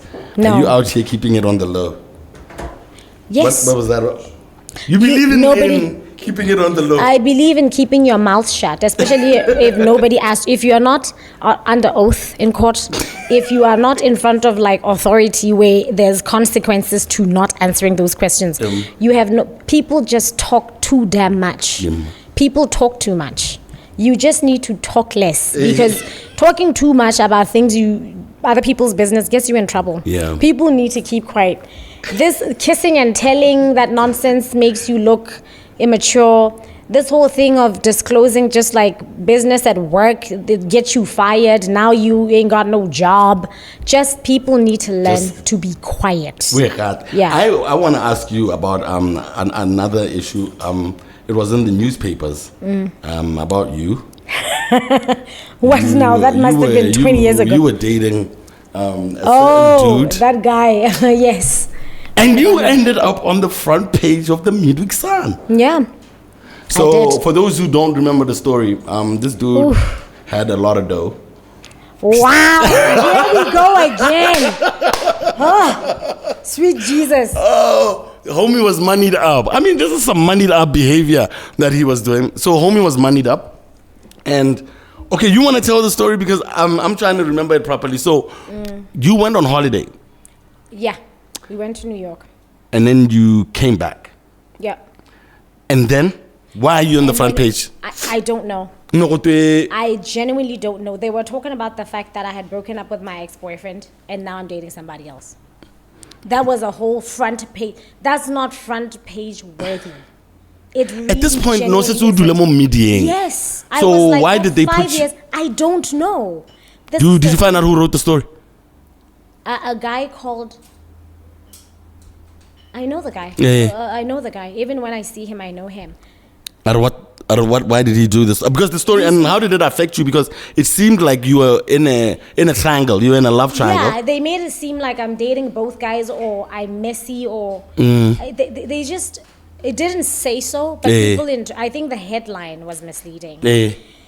But they were just talking about how my relationship with such a person ended, which we had not, like, we're not talking about that. Me and him are not talking about our breakup ever. We're not talking about each other publicly in a bad way ever. That will never happen, you know? Yeah. So then somebody then comes and then splashes that on a paper, and I hated every waking moment of it. Because also I was like in the process of rebranding. So that took me like 20 steps back. And it was more about how I broke up with somebody and now I'm dating somebody, which is also not your business, you know. Because I'm trying to figure out why was it, do you think it was an attack on him, seeing that he was a business person, or was it an attack on you? I think it was about me. I think I would think so because I just don't know what that story was about. I just don't know. This is why we're here. This is therapy. I'm irritated by that story, and I wish I could beat that journalist ass up. I wish I could beat his ass up. You know, if there were no consequences, and I would snatch his wig off of his head, and and he would tell me, what is it about? Yeah. Oh my God, I'm sorry I said that. No. He would tell me, that little dude. He's a tiny man. And I don't forgive and I don't forget. No, Sonalyn. I don't forgive and I don't forget. I just need to put that out there. I'm willing to move. I've moved on with life, but because it came up, I had forgotten about it. I'm triggered anew. I don't forgive and I don't forget. And if I get a chance with you, let the church say amen. Amen. Yeah. Hey, amen, buddy. Hey, because like sometimes these attacks for me, you know, why is it so important to go and drag someone from their little piece, and then you start dragging them right in front of people? Yeah. And that's why sometimes these young people, when you see them, I mean, do you have any favorites right now when you listen to the radio? Would you have a top 5 if we were to put up one, or even a top? I'm gonna go for it. A top 5 all time for you. You find it very hard talking about people, but you're always dealing with matters about but okay, let me just say, I do have to say, if I'm gonna do a top 5 all time, then actually we should get risk radio, because these days people are doing other things, but they are in front of us. So I don't know if I should say females that you feel represent themselves well. In the entertainment space. Okay. Because, you know, they don't all have to be radio presenters, you know. That being on radio is not really the end all and be all. And people are running. It should leverage you. It should leverage you to put you to another spot. So I guess women that are kicking ass, young women that are kicking ass in the entertainment space, influencer, musicians, I'm gonna get hosts. because I love so many of them. But just give me as many as you can. You know, they're going to pop up on the screen here. I know. Just a blue. In no particular order. Sasa Class, rest in peace, homegirl. Rest in peace, mommy star. Giselle.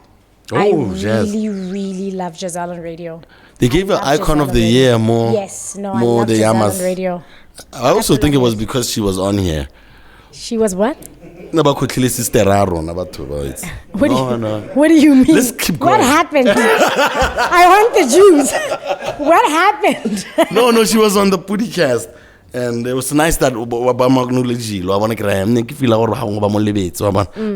Manela Icon of the Year award. Yeah. So Giselle, I was really happy enjoyed about Giselle that. on radio. Yeah.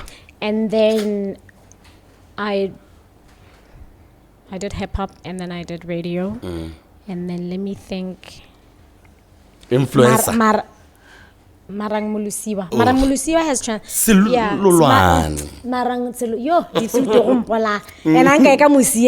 Oh, she's going to be watching. No,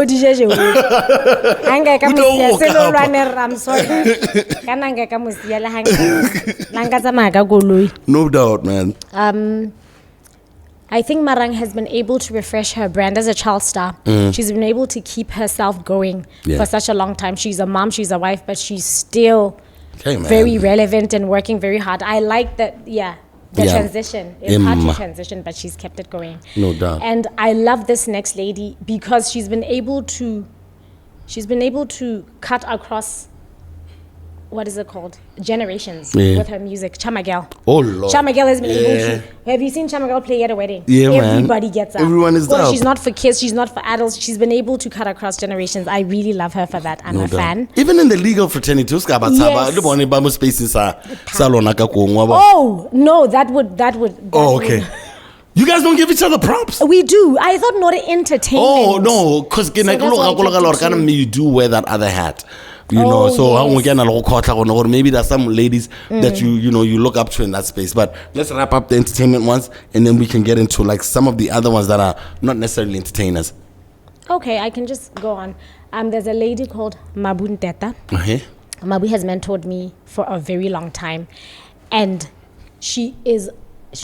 I've been in rooms where Mabu, because she's a decision maker and she's quite influential. Yeah. I've been in rooms where decisions are being made on who to give what or who to award what. And Mabu has always put up her hand and said, "What about the women, guys? There's like 20 spaces and we're on the 12th guy. Yeah. What about the ladies? Are we forgetting the ladies?" And you've been with her ever since. I've been with her, Oleko so I know Uzgela. for sure that she does it. Yeah. I don't know if she's ever even said she does it, but I've seen her do it. You've seen it do it over I've and over. seen her exercise kindness, be kind to someone who would never find out. Yeah. I've seen her speak about people in rooms where they didn't have access Yeah. and say, "There's a young man called Scar. Yeah. Scar would be perfect for this gig." I've seen her. I can tell you, I've seen it. Yeah. So Mabu is like, she truly is doing Definitely. who we are told to be. Definitely. Mabunta Some people like to pretend, and then when they're in those closed rooms, Yeah. do. Yes. Na ebile ba re No, senya she's maina done ba it. bangwe ha o le mo close rooms mo no tsena le sekolo le motho and you think or this nigga o tshwanetse ra go buelelle, but Yes. just because of close le wena. I mean, Yeah. I heard about some people they don't want you in the neighborhood. No, or they they don't. want you to get up there but not in their neighborhood. O ska atumela bone. So You need to be put in your place. in your place in Yes. Nekwa. Yes. So it's 100%. kind to hear that. Do you have any in politics I'm in politics. or business, whatever? In business, yes. Lulu Rasipotsa. Okay. Lulu. Because is she got a able- gene. She got a. She has a gene. Yes, that Hey, too. Jin Lu. Also, Lulu has been able to keep.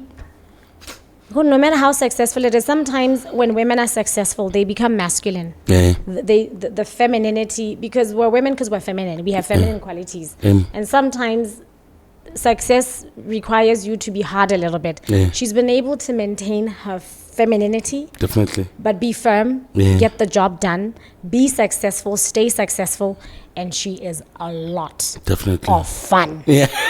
When it's time to have fun, Lulu can have fun. When Yeah. it's time to work, she is always on time. Yes, man. She's never late for Yeah. anything. She is, when it's time to work, she works. I remember So I I've read really somewhere like she that. went to SA to go head up like some insurance Yeah. firm or whatever Yep. Mm-hmm. in South Africa.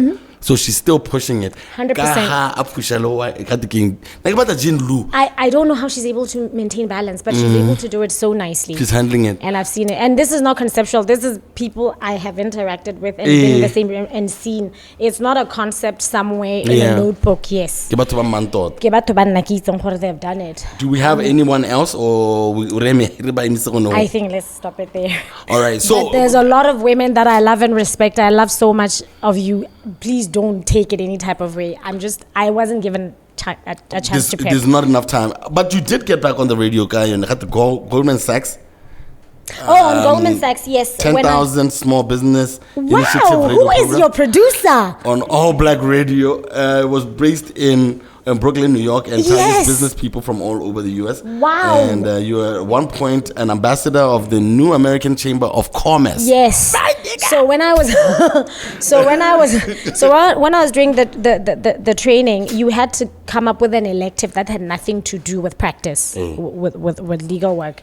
And I said to them, I have experience on radio, and I am a good speaker. I articulate myself well. Yeah. And yeah, and they said, oh, we actually have an affiliate that is a radio station. Hey, So, whoa. but yes, we have an affiliate that's a radio station. So we actually can get you a show on there to showcase small businesses, because the Chamber of Commerce is for small businesses. Okay, let's say, for example, taxi drivers. What they would do is 50 taxi drivers come, buy from, for example, Scar Pty Ltd. Yeah. And because it's 50 of us, you give us a discount.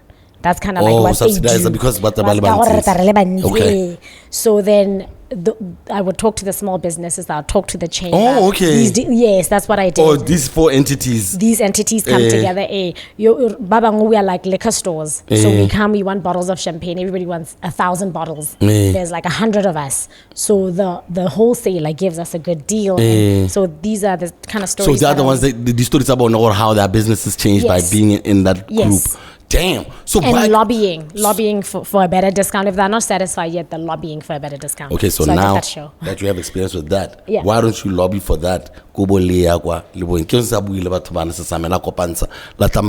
that sounds like such a brilliant idea, especially because the SMM is the reason they fall on the wayside is because they're not, like this.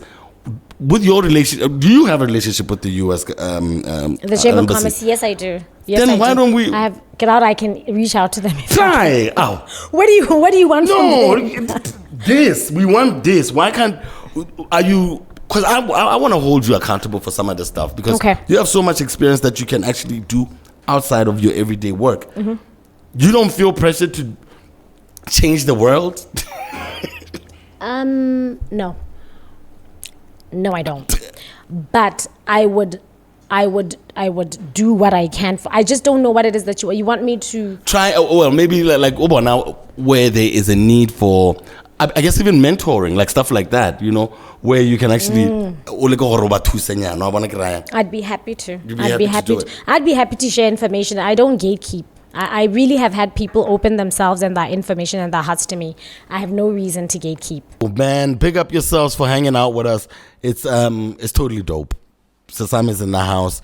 I'm in the house. And if you're looking to send the parcels to your friends from Botswana and South Africa, Expert Express Deliveries BW offers courier and logistics services between Botswana and Joburg on a daily overnight express delivery basis at competitive prices. All you have to do is visit www.expertexpress.co.bw. That's www.expertexpress.co.bw for more information, or to book a collection from either end, from SA or from Botswana. Or you can do, if you want to call them up, contact +267 7549 8811, +267 7549 8811, or visit our office at plot 68303. That's the new Pakalani Commerce Park, right at the end, as if you're driving towards Boodian.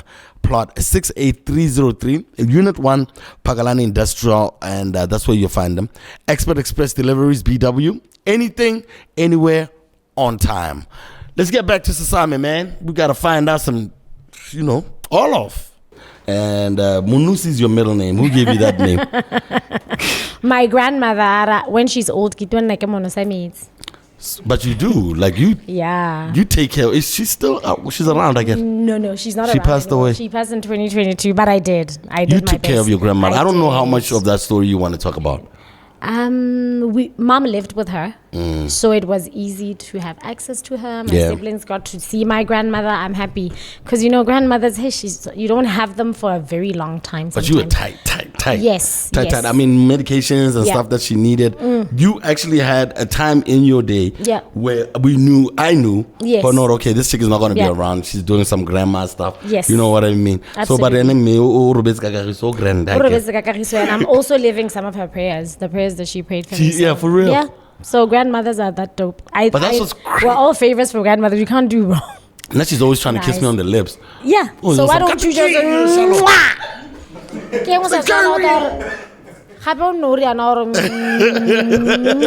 No, she really like. Why about you to me because like I'm the second one, well, pretty much the first boy. Yeah. So she really is into what I do, and people always come around. It's like they know me. I get it because Sky and celebrity status and whatever. So she's always very, very happy, and I'm happy with so I knew how tight you guys were. Yep.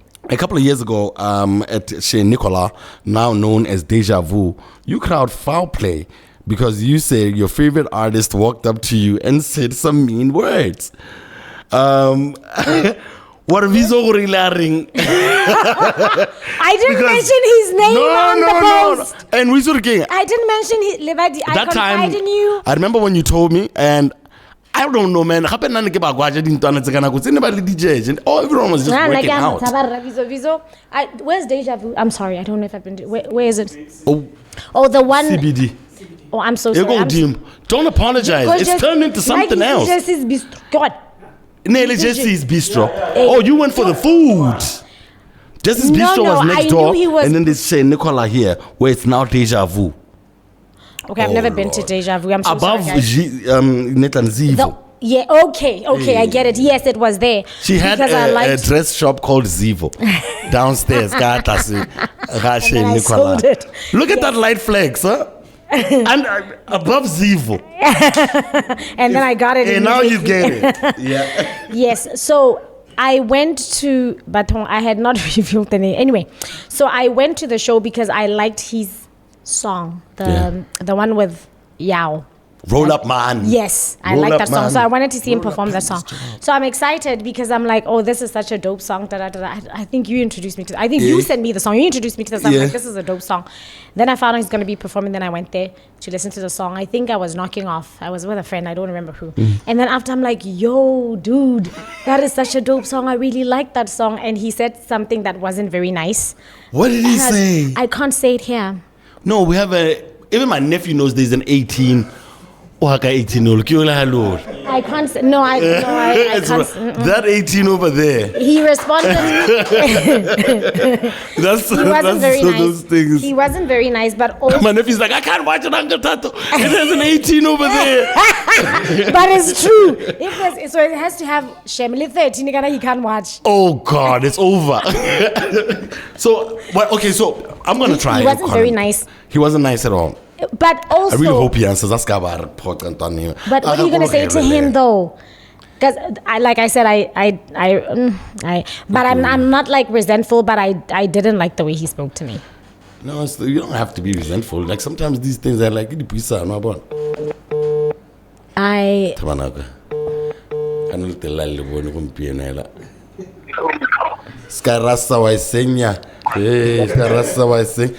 on the pod, Papa. What's good, my dog? I'm good, Papa. You're live on the Podicast. Oh, yeah? Yeah, we're hanging out here with Sesame. I don't know if you remember Sesame back in the day on Yarn FM. I do, bro. Yeah, she has a story about something that had went down when you were performing in Shea Nicola, and she tried to fan out. And what did he say? I can't say what he said, but okay, he wasn't put it close to the mic. Hi, good evening. Sesame here. And you are being recorded. It's important to say that legally. You're being recorded, okay? They made this call because I was complaining that I went to see you perform what is the name of the song with the owl? Zaga. Yes, Zaga. And then after you performed, me and my friend, who are big fans. He's still talking. Yes. So after you performed, me and my friend were excitable, came to you to try fan out, and you were not very nice to us. You said something that wasn't very nice. And then the following day, I put it on Facebook, but I didn't say your name. Now your name kind of came out. Now here we are. And I'm supposed to, this is me confronting you, I guess. Okay. What do you have to say for yourself? Oh. Honestly, I don't remember, but I apologize. Ari apologizes, mommy. Thank you, Vizo. You're the sweetest, I'm going to tell my friend. I appreciate it. But I'm sorry. No, that's one. Can I have 100? Papa, thank you so much for being a sport. Away, ciao. Oh, so you know what I mean? Oh, guess who's on the Sky Rasa track? Who? I would not have known that. You guys are bullying me. We play too much. You guys are bullying me because when he was here, he didn't get a single mention of me. And all I'm getting, this is 12 years okay, ago. No, but okay, let's 11, 12. Let's talk about this then, all right? Yeah. Younger dudes seem to be getting more action. He was younger than you then. He's still younger than me today. Today, I mean, Yeah. okay, yeah. So, what is it? Like, do you think there's a change of things in relationships right now? How do you view younger guys? I mean, He was 1 year younger than you when you were dating. I think 6 months. 6 months. Because he's July, I'm December. Oh, kind of December. Yeah. Damn, you guys had it down to a T. Would he? Well, It's 6 months. It's not a year. It's 6 months. It's not that bad. No, it wasn't about it being bad or anything. It's just, to me, it didn't matter. I didn't feel like. How do you see the climate right now? I mean, I'm seeing too many. I don't know. Maybe it's because I'm older, but there's a lot of it going on. A lot of marriages between younger and older women. A lot of dating patterns. A lot of older women are purposefully pursuing younger dudes. What about you? No, my dude is not young. Oh, you mean specifically about but not really specifically, but what about you as far as like paying attention to how your dating patterns are going on right now? Because I like to prick your brain because you be saying stuff on your Twitter. So let me throw them at you. Okay, I think that there is such a thing as too young. What is too young? I think and this is my litmus test. Yeah. A partner who's too young. When this person was a baby, yeah, wait a minute. Would any responsible adult have left them in your care and went to run errands? If they could have, they're too young. Yeah? If a responsible parent adult would not have left that baby in your care, they're okay. I'm trying to figure it out. What is it? Is 2 years, 6 months. Nobody's leaving an 8-month-old to take care of a baby. So that is okay. But if you can take care of that baby and somebody goes about their day without worrying, you just confused the shit out of me. Then they are too. That's really my personal litmus test. It's not for everybody. I'm really trying to understand it. Or who's the baby and okay. So we have for both. I guess sometimes the woman is younger. But we work older women because that's what more is going on right now. And my litmus test is when this man was a baby, an infant, would a responsible adult, a scar, have left me taking care of this baby? So if I'm like 15 years older, because you can leave a 15-year-old with a baby, then I'm too old and they are too young. If you leave an 18-year-old with a baby, you are a responsible adult, that is okay. Then I'm too old. God damn. But if I am 2 years old, a responsible adult should not be leaving me taking care of a baby, then it's okay. That's my personal. That is the most twisted shit ever. Get out and that's my litmus. No, I feel you. Yeah. I feel so you. If I always wonder, could I have been responsible for this person? Could my discretion and decision making and my thought process? And if it was, this means you're too old. I'm too old. Yeah. And he's too young.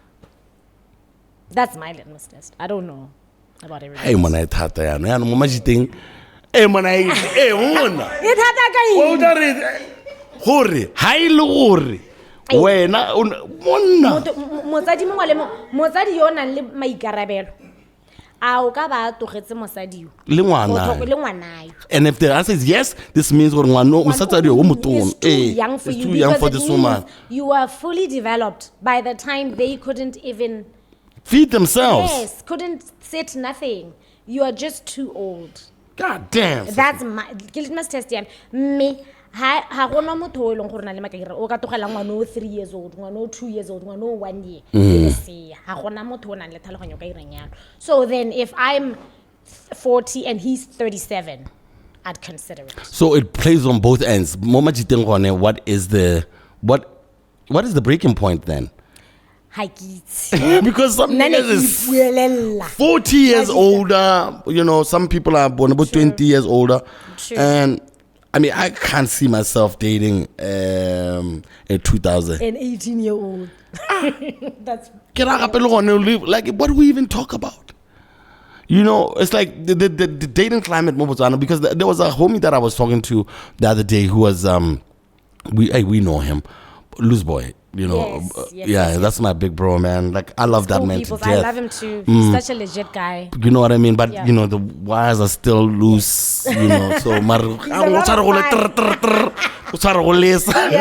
But he was telling me that at this point, it seems like everyone is is worth something. Like everyone is a price. We're at the BK Proctor fashion show, and you know, some people here, you know how beautiful some of these people are and how beautiful some of these young girls are who look older than their age and all of that. I'm telling you now, because he hangs out with, you know, ballers, it's about a price. You may, you know, she may be with whoever she loves and whatever, and he's whoever. But if someone comes up to you and says, yo, I could give you 10 grand a month. Yeah. That's where we are right now with Gaborone. Yeah. Is that right or is it wrong? Should women not want to get all of what they want versus, yo, this is the way, the conservative way of doing things, fall in love, you know, find this guy, let's say you be more or whatever. Do you think the easy way out like that is the right thing? Seeing, you know, after Koveve, no one has money. It's wild. The question is it the easy way out? I don't know. Is financial dependency really the easy way out? I don't know. I don't think so. I don't think the insecurity of depending on another person financially for your basic needs is the easy way out. I don't think so. I think the fact that human beings are so dynamic and they go through emotions, that they go through whatever, and for you to depend on another person financially whom you do not have a lifetime commitment with, who is not obligated to show up consistently with this responsibility, I don't think it's the easy way out. I think the easy way out is having a little bit of your own money. Because what money does is that it gives you the option to choose. You love who you want. You go home with who you want. You travel to the places you want. You study what you want. You dress the way you want. You eat what you want. And if you don't want it, you say no. And no is a full sentence. Or you can just drop that one. Yeah, no is a complete response. It's just that simple. Also, life is hard, guys. We need to be a little bit easy on men. Life is hard to sustain a household with two incomes. Sorry, with one income. Yeah. It's hard. Okay, some people are making a lot of money and can, but that's not a sad thing. Most guys need help. Yeah. And it would go a long way and even improve your lifestyle if you showed up. That's what I think. That's the reality on the ground. So everyone needs to show up. Everybody needs to show up. It depends. Listen, how one of you makes it big and makes a lot of money and the other can pursue their dreams, or just passions, it happens, then that's a different conversation. So we look at the way things are. But generally, Batswana men are not making the kind of money where we can all be housewives. The truth is that. There is no money out there in the streets. But it's not everyone. That's why they're called prominent. A prominent businessman. If we all had it, they would not be prominent. Prominent businessmen. 100%, yes. And that's why they all end up in parliament, because the capital we push around it. Yes. You need to be prominent with the funds. Yeah. Also, having your own money is peaceful. Like you can actually, it's just not a lot of it, just enough to be able to do what you need to do. You can eat, you can go there, you can do that. Just function as an adult. It's so peaceful. I stand to be corrected, but like we have mutual friends also that I don't know if you've cut off. Or you are going through something. What are you big on cutting people off? Like, what would you say is the best way to keep your peace? Because I see you have a lot of peace about what you do, where you're trying to go, what you currently have versus what you're trying to get. On a piece, do you cut people off or do you try to salvage relationships? Because from personal experience, I don't actively cut people off. I just stop caring. Yeah. So I don't know, or I consider you a successful person, Sesame. Thank you.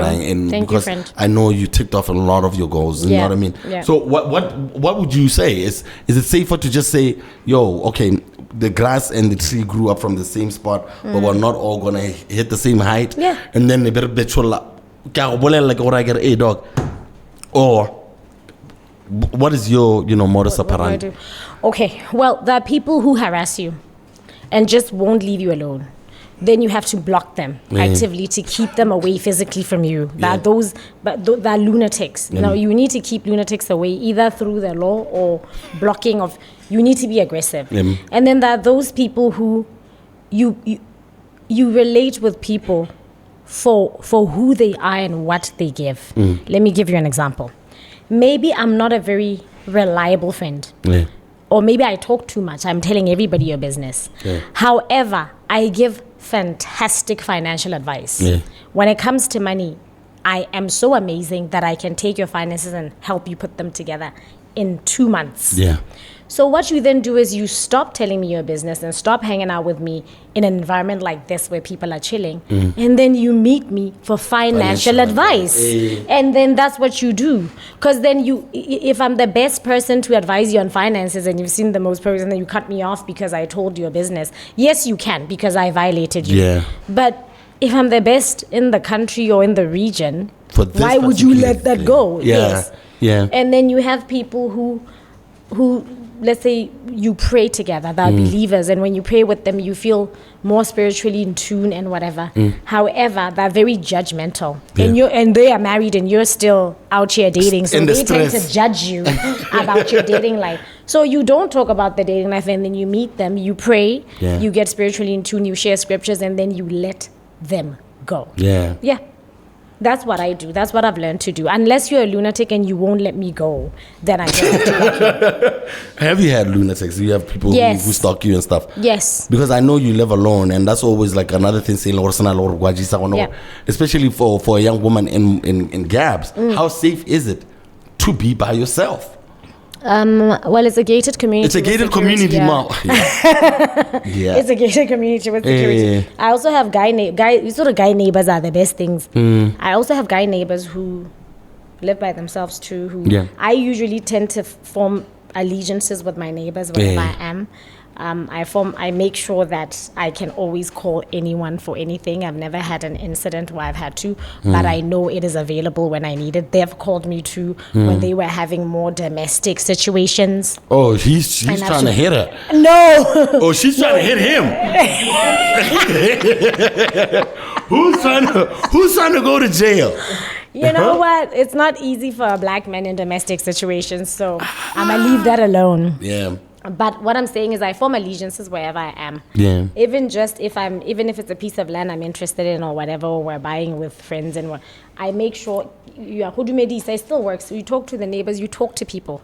People have information, people people have allegiances and all of that. So that's what has helped me survive. Also, I have brothers. So if I need to leave and I need somebody to house sit, they come. If I feel like come over, whatever. Also, no, guys. There's also dudes. No, so I don't have to be alone if I don't want.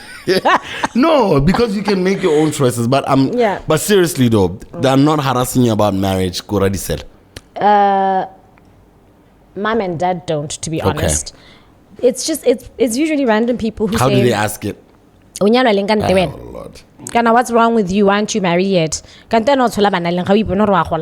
It's very rude. But now I've learned to be rude back. I don't know if my philosophy is correct, you guys. I want you to take my ways with a pinch of salt. Like, people have this inappropriate way.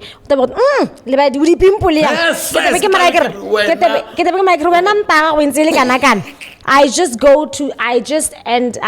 You came from the club back school of Dollarmac. I'm not no, because I'm tired. And people have so I'm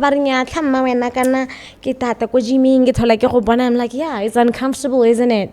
It is uncomfortable, isn't it? Or when you start hitting back at them. Yeah. Oh, I don't know, gal. Maybe I can marry your husband. Is that okay? God. And it's not very nice, is it? Now when your husband is an option, you can leave me about mine. Oh Lord. You know what? We're gonna have to shut it down. God damn. So we're about to get it is dope, mommy. I think we're gonna have to shut it down. I wanna talk about your future as far as corporate is concerned. We know you're working for one of the big telecom businesses in BW. Yep. We don't want to mention that name in case, they come on board and then it's not a conflict people will just situation, because yeah, the I band got at the you. same time. I'm just happy when you're doing what you love over there. do. But I love what I do. As far as the future is concerned, what are you trying to do? Are you gonna dress up in a robe? What do you need to do to get inside? In house, you don't robe. So how is there a bar exam? When you graduate, How graduate yes. So there's no like exam in between. Like house LLB, for example. Yeah. Do you then go and do any other test? I mean, because You can do anything you want. It's sort of level at the state here. I wanna law and order, BW. We know there's a bar exam, so sometimes I wonder if when you graduate, also you be after the 5 years. Yeah. What do? You can walk into a courtroom. No, you go through pupillage. Remember, I said you have to be under a master for 12 months. Experience here, how long does it usually take? 12 months. Yeah. So your pupillage was the one you did in Brooklyn, and No. then Nobuako. I did it at Collins Newman. Collins It Newman, has to be. It has to be local. It has to be local. Yeah. So you understand the laws of Botswana. Yes. Another quick one that I want to say. Yeah. Because you deal with the law of Botswana. Yeah. Let's say a case comes through. I don't know how to give an example of a legal matter, because I really want to understand what a day in my life looks like. Yeah. Okay. Where I you can have tell to you. go through, you have to find the law itself. Let's say there's something going on. I don't know what could possibly. Hey, if we get sued. Yeah. Hey, because we have a disclaimer, but we never know with these things. If we get sued, She'll ask me to check it out for you, but okay. defamation. Let's say defamation. yeah. Someone says we defamed them. Yeah. And then I tell you, and Yeah. let's say Rebecca Mogo business unit. Yeah. Do you go for the Constitution first? No. Do you think about? Do you read the? Take me through it. What happens? Okay. Charge sheet, what then comes next, and then just to give Yeah. a person an idea of the problem, the problem solving. The problem solving process. How do you go about it? So this is for a matter like in my corporate life, or this is for somebody Just who's even in your corporate life, like- can okay. really say, Aaron, can't think Karo Ribilita Daddy ya suing yan. a day in my life. I'm like a rat example. Okay, maybe let me try and Okay. maybe let me just try and give like an explanation of what it is. So, at the University of Botswana, once you've done your 5 years of law, you've graduated, you have your degree, you've Yeah. written all the exam that you need to write. Hey. Period. That's if you are at the University of Botswana. Yeah. And then there's an instance where somebody went to University of Johannesburg or outside the country, University of Zimbabwe, Yeah. and they graduated. When you get to Botswana and you want to practice in Botswana, you have to write the bar. You have Yeah. to write a set of exams to be able to qualify you to practice in Botswana. Also, the ones who write the bar are the ones who come from outside. Yes. Okay. So the ones that they write are incorporated in our 5-year exams. You understand? So we do it in a period of Oh, 5 years. not everything, but they nitpick, especially like the land An laws. exam is an exam. Okay, they don't do all 5 years, because they don't do all 5 years. They do some of the modules. Okay. And then they're compressed and then they write them at the same. But they don't write all 5 years. But do they give examples of what happens in our constitution? So when you study our constitution, or do you study a set of questions? Hell. Because motho o tla ba immersa mo constitution ya Botswana le di penal code. We mess in a particular law. It's not the let's say I can criminal law, for example. Criminal law, you're gonna read books and statutes on criminal law, evidence and procedure, Again, contract law, they're gonna read on contract law, etc. So they know what they're going to write. So they would know what they need to read. Okay. Fair? Oh, fair. They don't just read everything for no. Like how Kuala comprehension, you study comprehension. So they will know that beforehand. I get it. Awesome stuff. So now, after everybody has passed, now we're the same. And then you have to go through a process if you want to litigate. Litigate are the lawyers who are robed who go to court. Yeah. They are called litigators. Okay. Because the process, Litigation, yes, ma'am. so you have to go under a master for 12 months. Understand litigation. Trial. Practice. How to practice. You can't just start out on your own. And then after Baby, 12 and months, your honor, you about are- na baby thing. my lord. Oh Lord. Okay. Yeah. So then you go before the court and then you take oath, and then you are a process of induction somewhat to be able to appear before a judge, because you don't just pop off and appear before a judge. There's a process. You don't just show up and then just say, yo, there's a process that you follow. You take oath, you are given a certificate, a practicing certificate, etc., to be a commissioner of oath, all those things. Awesome. Okay? And then you go through the process of induction. You go before a court, you are permitted or you're not permitted, depending on your paperwork or if you're fit and proper, whatever the case may be, which is fine. Then after that, you may choose to litigate and practice and robe, which is litigation. Defamation will be a litigation matter. Or and they respond. Every kind of the court is like a place to just look at them. Everybody they don't know. Everybody's innocent. We're trying to figure out if the person who is accused is actually guilty. That's why we do accused, not guilty. Not guilty, yes. Because they're accused of something and we're trying to figure out if it's true. Yes, definitely. So you are innocent. Until proven guilty. Until somebody proves you guilty, you are innocent. I have it. I have it. Yes. I think I have it. And I'm going to ask my last question now because Okay. I'm really loving this because at least when we're understanding Yeah. it from someone who's more I love you too. Let's I want top 5 litigators in BW according to you. As far as you've seen it, I mean, I'm sure you read about these people's exploits on the newspaper like the rest of us. I've read a couple of guys who are just out here just winning. And some of them, This is even government uses some of them. Yeah. You'll see like a guy is on his private space there, and then like the president is in some mess. So are there any high-flying litigators like where you're like, hey, I don't want to see him in a courtroom?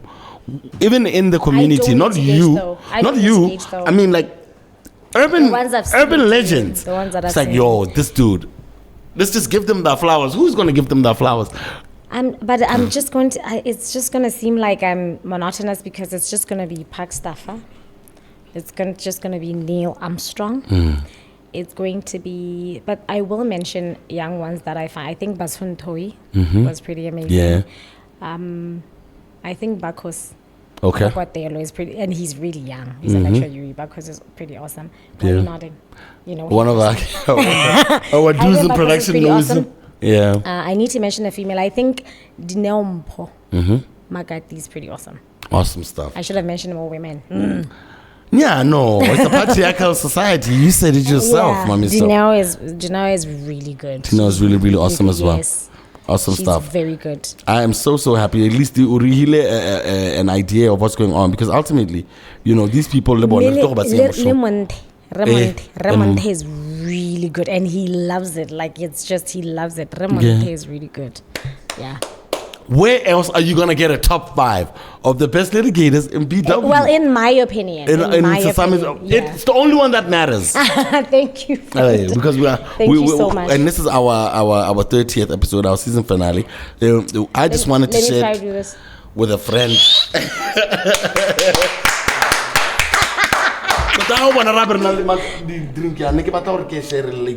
Cheers. I started broadcasting with you. Dollar wants to think it was him.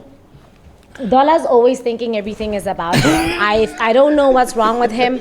I don't know why he is the way that he is. I don't know why he's just. He thinks like the sun shines. He's just got in his bummy. He's got like only child situation. It's not you. Not everything is about you, homie. Not everything is about you. Not everything is about you, Dollarmac. Dollar Hola big. I have questions for you, or are you done? Because you have like 9 million questions. Okay, I want to know, have you... but your girlfriend is here. Okay, let me just change the question. Emma, go ahead. I want to know about a fight that happened, somebody who beat up somebody that did not make it publicly. Entertainers. Superstars who beat the shit out of who. I want to know that. I want to know that scoop where it didn't become public. I want to know that. I want to know who you guys. Let's have a man. No, Zusuki like it's a door. I can't laugh. You should watch out how you react to that I can't statement. laugh. Yeah, I can't laugh. I shouldn't have asked that. I love you, my regret it. nigga. You know, I got you. Okay. You know I stay ready. Come on, Sasma. When did this happen? What happened? Because she was about to go near Jack's gym, I think. And I think I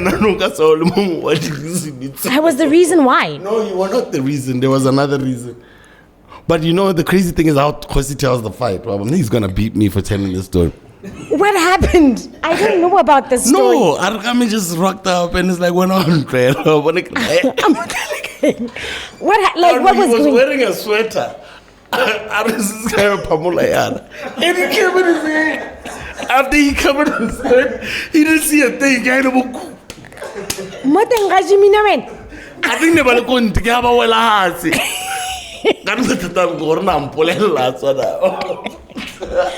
And you didn't tell me? I couldn't tell you. Because it was like... Were we still together? At the time... Probably not. Because I Probably would not have been happy. It was right before. Oh. It was right before. Then I'm glad because it must have been somebody. Okay. All right. Ladies and gentlemen, we're done with the show. We will see you guys. No, I have another question. What question? When I have questions. Didn't we say it's a I'm so conversation? sorry about telling your story, dog, but like... I didn't know. I had to throw it back at Sesame. Hey, it's such an... Okay. I want to know... There's so many secrets that are revealed on this podcast. So I'm trying to figure out... Who do you think you owe an apology? Who you haven't apologized to? Because of the Anyone. show? Or just generally? No, just generally. Someone who's... It can't just be the dude you grew up with in Molepo the one time. No. Who do you think you owe an apology whom you haven't apologized to? And you have the humility and maybe the maturity or maybe the time to reflect. I don't know. Who? No. Oh gosh, I've reacted too soon. A lot of times. There was a guy who tried to, he watches the podcast as well. He's a pretty well-known guy. Okay. He used to be big and then he became small. What was he on the podcast? No, he wasn't on the podcast. Oh, I thought he was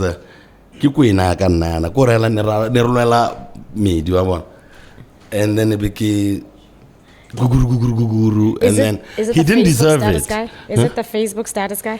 No, not that one. Hey, we sort of get it. What the thing is, I've gotten myself into a lot of fights because of reacting. Reacting because too of soon. females, because of baby mama and whatever, and a lot of guys didn't deserve that. I just had too many niggas with me. It was like, it wasn't even me sometimes who reacts. It's like these guys are the ones who making this thing. So there's a couple of guys by Longori, by Totsi, Okay. Hard. Okay. And that's really it. I mean, it's always because of that. It's always like some dumb shit that we do because of reacting. I don't know how to answer you. Are you done? No, I'm not. I actually have another one. So what is your... This is going to be uncomfortable for you. Oh gosh. What is the unwritten rule or the verbal agreement with your friends and hitting on your female friends? Being myself, Boreba, da-da. What have you said? Because way too many of your niggas are hitting on us. Just way too many. So what is do you not know? I don't. Did you say they don't tell you nothing? No, until they start gloating when you guys start hitting them back. And then when you guys start hitting them back, it's like, it's a surprise for me. And then it's like these niggas are talking about you at some random ass house where there's a lot of weed smoking and whatever. And I'm like, why are you talking about my sister, nigga? Yeah. And then, Rebecca for life. So you guys owe me friends. That's basically I don't owe you a friend because I haven't gotten with any I'm just happy when Abby understands that. Well, she knows that I have friends. Aki's about understand, but she knows that I have friends that I grew up with and all of that. Yeah. But what usually happens is that I just get tired of like dudes, who want to talk objectify. crazy. Yeah. Yeah, because they objectify women because they think because I'm a rapper, or we do the same thing, and I don't do that. Yeah. I don't have the time. Yeah. And I have friends like you guys. And so you respect women too. Yeah, You so do. it's always very difficult for me to be an asshole to women. So a lot of the time when these niggas, they won't tell me directly. Yeah. They'll just want to gloat about, Right. yeah, nigga, ish. Why are you volunteering this information? Yeah, why are you bringing it up? Because I don't understand if she told you it's okay to tell me, but I'm here to tell you right now. It's not okay. It's to not tell okay, you. and the way Okay. energy I think is thing. So, little nabo my Mr. Clown I protect. Niggas be talking shit. It's like I'm sitting there and I'm like, this nigga's objectifying my friend, and I'm like, alright, me and you are done, Papa. Because I'm Yeah. easy with that, man. Yeah. Are we done? I'm trying to figure out which one, because I don't remember entertaining One any of more. your friends. Anyway, let me think of another one. Why Kanna. it's It's a guy. What happened? Oh, Maviti. He's probably gonna be watching this show right now. He started getting balls and shit because I don't know how kilo hang a nigga. Go to the stories that they didn't. So we didn't even get together. It was just like hanging out. I don't know. I think he was trying to get to that. So, okay. You do know. I just got irritated, man. I was like, I'm worried to ask who, because no, again. Oh, do I know that your I friend? mean, Do I know that? why? Your It's, friend? when he sees, he's not. Do I Yeah, know that your friend? No, we don't care what the people want.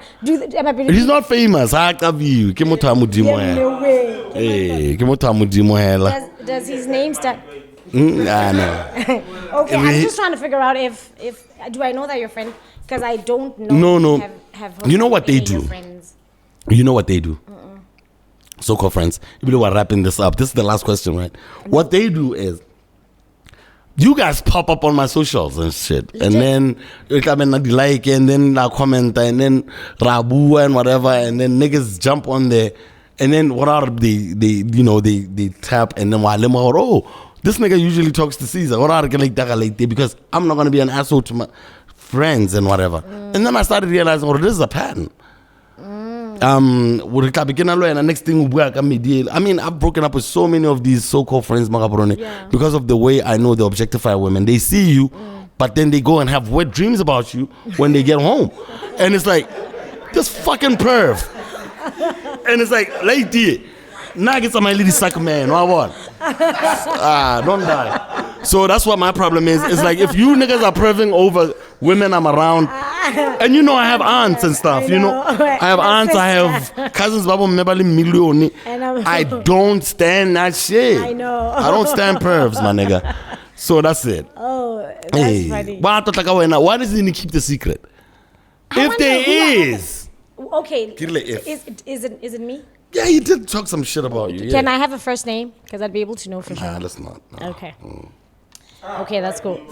No. Like the first letter. Did I say No. First letter, like if it's... No, okay. No. that's cool. Ke But I khandile. like your... I haven't... No. Not your friends, though. I haven't. Anyway, no. So... Another question? Yes. Which I wanna one? ask him, but I'm afraid to ask him. Where is she? Okay, then I can ask it. So I want to know if I would be surprised by anyone you've hooked up with that you've decided to keep it low. I don't want to know who. I just want to know if there are any shocks for me. That if I found out, I'd be like, what? Hey, I it's guess the she's not camera. here. Okay. Caesar. What? No, we are not. And that's our show, ladies and gentlemen. What? It was a mistake. It was not a mistake. It was not a mistake because it was. You better not tell her. No. Why would I? I'm sure she's trying to forget it. I can't. Give us the juice. These are people's families. There's no juice. Goes with with that answer. No, that is surprising. So that is surprising. Yeah. But it Oh also. God! One of the shout out bartender. You know, I promised myself, or until death, I was never gonna tell you that Why? because it was just. But I'm not. But you know, I'd never judge you. Sorry. No, It's it a was. friend. It's a friend. It's a friend. A friend of a friend. I was and again weak. Awaza mason. I swear, I'm Go telling you Matanza the Helen. truth. No, we can't. Okay, you have one more question. One more question. Okay, let me One think more of a question. question. One more. I can't tell them this name. It's gonna No. get us in jail. Yeah, no, it's not. It's not. Yeah. Look, listen to the lawyer. No, don't. I would strongly advise you to leave it alone.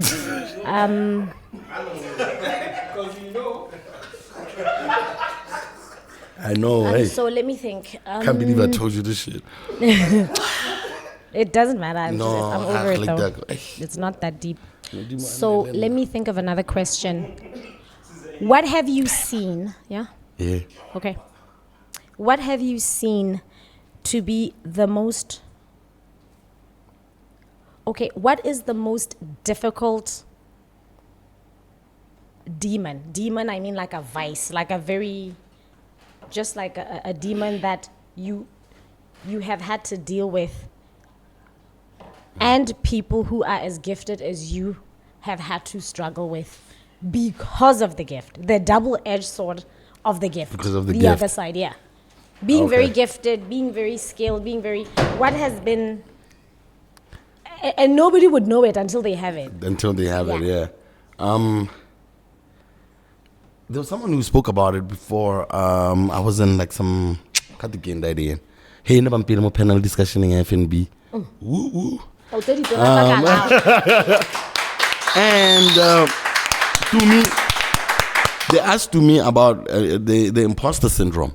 Ah, Yeah, I always feel like an imposter. Really? It doesn't matter where I am.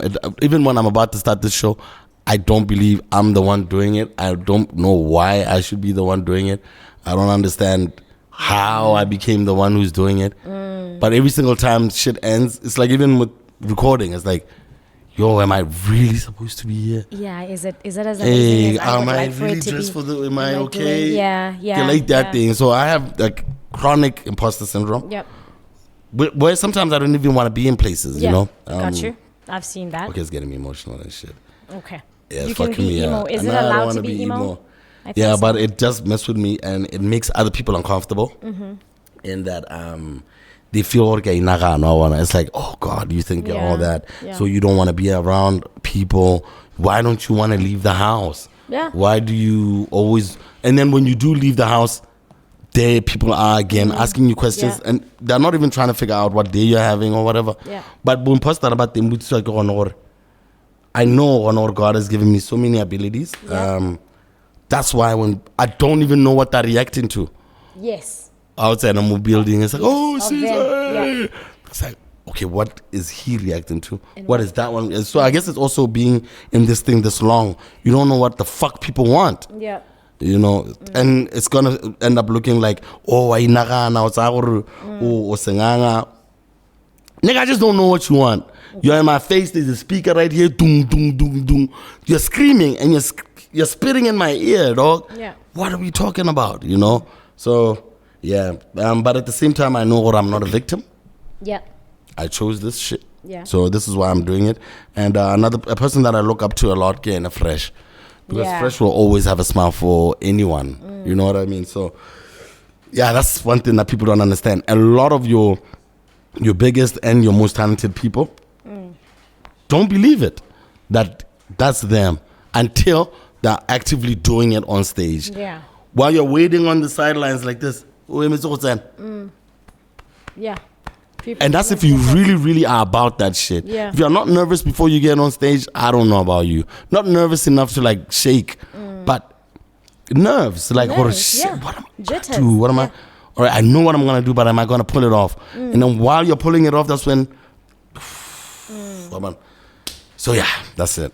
Okay. Mm. Well, you do deserve it. Thank you, man. The gift is given to you for whatever reason. Because you were born with it, we don't know what the process was. Yes, but, ma'am. But It was- here it is. Yeah, ma. You are worthy. Thank you, ma'am. You have had it for so long and kept it going for so long. It would be difficult if it was man-made to keep it bullshit going. this long. It's not possible. It's not at all. Things that buddy. are not rooted in truth or in God don't last. They don't last at They all, really- mister. you would not be a grown-ass man from being 15 writing a whole album that's still a classic and still be able to bullshit your way with it now. Nah, It just no. wouldn't be possible. You So don't have the jitters, but do it anyway. Hey, Tumela, man. Thank you for coming to the show. These niggas don't want us to stop, huh? We're not supposed to stop. It's supposed to be one more I question. don't know what they want. Like, yo, we gotta stop 2 the more show. minutes? It's too. Do we have the questions? From who? Which ones? From Liberty. yeah. Is it for him? When are you drinking, Michael? Let me think. I don't know drink. No, relax. It's my mister. What are about? I can season finale. We'll chop it up. Okay. How many hours are we on? I was surprised. I thought we would talk for like 45 minutes and be done. That's how they says. Okay. So we're done again. We're not done. We are. Here's a question. It's like 2 questions. You have questions? Just the random questions. Nobody told me the crew asks questions. I can raise the final one. Oh. You got some? Eh. O ka be list 3,000. Hey, o ka be re le mo mathateng to go batla ntse editi. Ebile re tse gore re go check ya gantse gore go re tsamaya kae. Ke a go e lebella ha ke tsana. Are we up, Papa? You got him? What's the online? It's like you want to me this. Who is this person now calling me Gwen?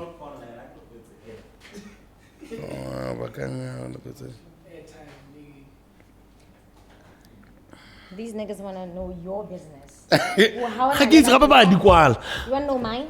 Why? I don't know if you're everything. I hope I don't get in trouble because of this. No, so you it's- won't. Gape we were very netlana ga to be But I got the questions. it's happened. Yo, bato ba nthora ke le no sere. Carry even the pastor. I feel bad for Visa because he's gonna feel bad, but I wasn't happy with the way Pa, he spoke to me. It's for Sesma or for me? Yeah. Okay. All right. Cool stuff. Shit. All right. Do you Cool always stuff. ask people questions or you're bullying me? No. Sometimes they ask the questions like that. All right. Shit. Focus. All right. Cool stuff. Okay. As two people who were once on radio, how do you feel about the podcast, which is the next radio takeover? So this is the question I get. Yes. The homies are the ones who put this. So how do you feel about this particular podcast or just podcasting in general? All right, cool. I don't know if I should go first or you should go first. I think you should go first. Because I had a podcast. Because you have a better feeling of the podcast. You've been here 30 times. As two people, as someone who, you know what I mean, Mama. As two people who were once on radio, how do you feel about the podcast? Okay, okay. What I really feel is that it's a different space. So I want completely in that there's not a lot of restrictions as far as what type of content and what language to use and targeting important the blind. You literally focus on the people and they need to be the ones to keep coming back at you. Babe, who's calling you? Yeah, no, hey, I get final episode. Line producer Abigail, Muzenda. So my point is that we as podcasters are going after market share while you're on radio stations, because they're not targeted. They're all over the place. The ads, they'll tell you they're playing one at 7:40 in the morning after like a whole political thing, you know. And when you switch on to Muzenda, they're playing a fucking legendary song from back in the day. All three radio stations in Botswana between 7:15 and 7:45, actually 7:10 and 7:45, and sometimes from around 6:30 to about 7 o'clock. All they do is talk. Because it's drive time. That's when people want But that's what they think. They think people want to hear that shit. In Botswana, you don't have a political event happening every day. We're not South Africa. You can't have a current affairs feature every day between 7:15 and 7:45, and think that's how you can maintain listeners. So your 7:20 advert and your 7:40 advert is the one year is going to get the people between 25 and 45. Rona here, they come here with their bundles. They literally come here to come watch this. So when we put our ads, you're constantly going to keep seeing it wherever we also implement that thing. So these niggas can't fuck with us.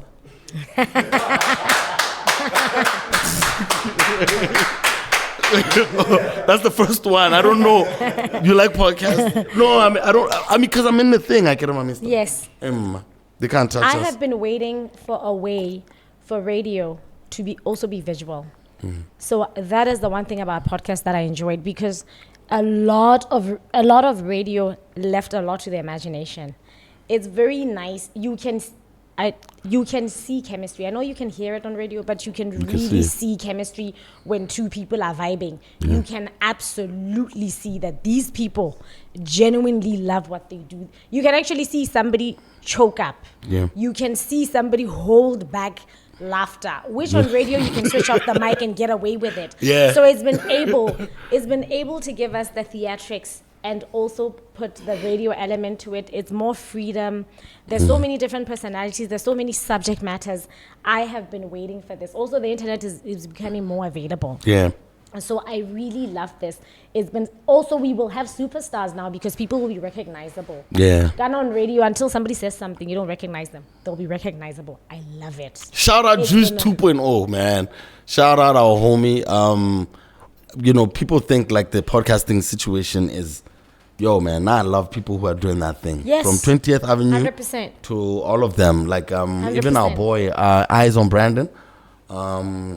Overview. Who else? Who'd I leave behind? Yeah, all of these kids, I call them kids because you see the gray. So,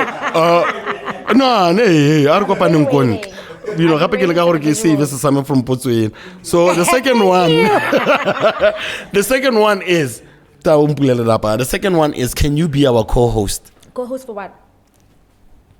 But it's like a Scar podcast. I don't have a Scar podcast that. If we ever open up other avenues, would you ever be open to come on here? And why do you? I think the team wants you. It's low key telling me they need a co-host. But I want to know why. Why do you want to co-host? Why do you want to co-host? Because you guys are doing such a good job. Who asked this question? I want to know the person. Hey, it was all off. We want to have another version. But in any current affairs. Hey, so. You as a person and your growth and everything. We want to have the touch up on current. All off. Would you? Current affairs already. The question. Hey. Oh, thank you. I feel you completely. Okay. I feel you completely. We talked about Ryan. If we were to have the subject, let's say, just like topics on a regular, and we have conversations about them, would you be willing to be one of the people that we have conversation with, based on what's happening out there? We won't cuss. There's nothing wrong with cussing. I'm just trying to. The reason why I'm asking is because I want to know if I would be relevant and appropriate to contribute. That's why I want to know the context, because I don't want to come up in here and take up space and time and you are not even informed in that area. But if it's an area that I know I can contribute, because I'm kind of aware of my strengths at my age and I know what my weaknesses are. If I know I'd be able to absolutely do my best, which is all I can do. You can only do your best. Then I would. But I don't want you to bring me up in here because you will have an expectation of something I can't do or maybe don't even want to do. If it's something and we're aligned and we have the same chemistry, then that's great. So are you guys feeling this chemistry? No, but what this brought about? They feel it over here strong. I know. We can't tell niggas what we're gonna do. We need to. Guys wanted to call you out right here. And take it on camera to see. Hey, we're gonna show you the film. Oh. Hey, what you said yes. And lastly, there's this one. I think I know who has this shit. Okay. Would you date a slender nigga in his 30s?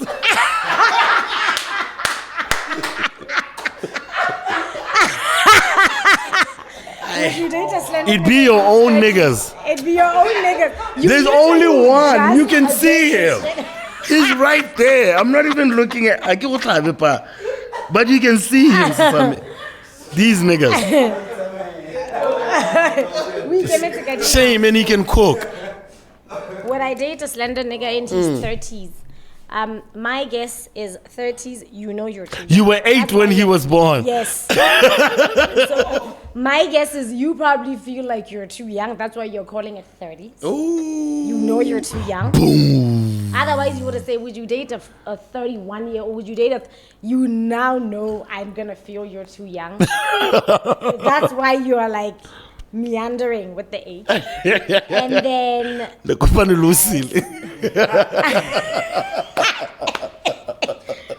And then... Oh my God. In terms of dating... What is dating for you though? Dating is... It's just like... I don't know. Steak salad, drop off home, see you that's tomorrow, getting to know each other. When texting. we're together, then we're dating. When I know I can't like be... Dating, sleeping over, shit. And then we're dating, yeah. All right, cool. I don't like niggas in my house. Yeah, that one. The dudes. That's the one he's asking about. The If he sleeping wants, over. he wants to be my man. Wants to be, yeah. wants If to a be my man. 30-year-old homie who's slender, we have to put in the word slender. I want to know why. Would you consider? I want to know why was slender Beleme thing. Maybe this nigga gyms the fuck out. Like, Said really wanyak. Ngwana ga kenye size, we sort of king. But you guys Body are mass a lot of index, fun. what? You guys are a lot of fun. Oh, I want to ask Scar something that I've never asked. And this I think it's a no. it's a no. No, Before, and this is, don't be mad at me. This is before he met you. I'm just asking him. Oh, everything shit. Before he met you, okay? Disclaimer, Rangwanya. Wait, I can say that before he met you, do you trust me to introduce you to someone? Like when you were a single dude, if I said, when you were a single dude, if I said, I want to introduce you to someone, would you trust me to at least have a drink? Yeah. Okay, that's all. But you know what I think? I'm not doing that. I'm just saying when he was, would he have trusted me with a... Because that you. Mr. You probably would have oversold me. Because I think you're the bomb, for sure.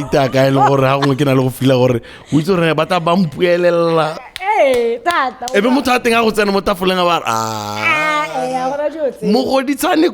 You know I don't drink cots anymore. Why? What's wrong with cots? She said no cots. And then I said, okay. But I saw what they did to me. Okay. Hey, I saw the difference. That's the funny thing. I can only drink them when we are drinking like in draft. It's cheaper. I make more room for her wine. But like I realized, it's either a blackout or a fight. No, then that's not a good look. I realized it late, and I can't believe I was that guy. Like, corona. And we even had shots and everything, but it didn't feel like how Black Ass used to make me feel. Like I was nice. Cheers to Abby. Cheers to Abby. And also cheers. Shout out Abby. So we gotta shut down the show. Are we done, guys? Ladies, I get. And ladies and gentlemen, that's how we come to the end of our show. I could run on professionalism, and that's how she was talking when she started talking about her lawyer friends.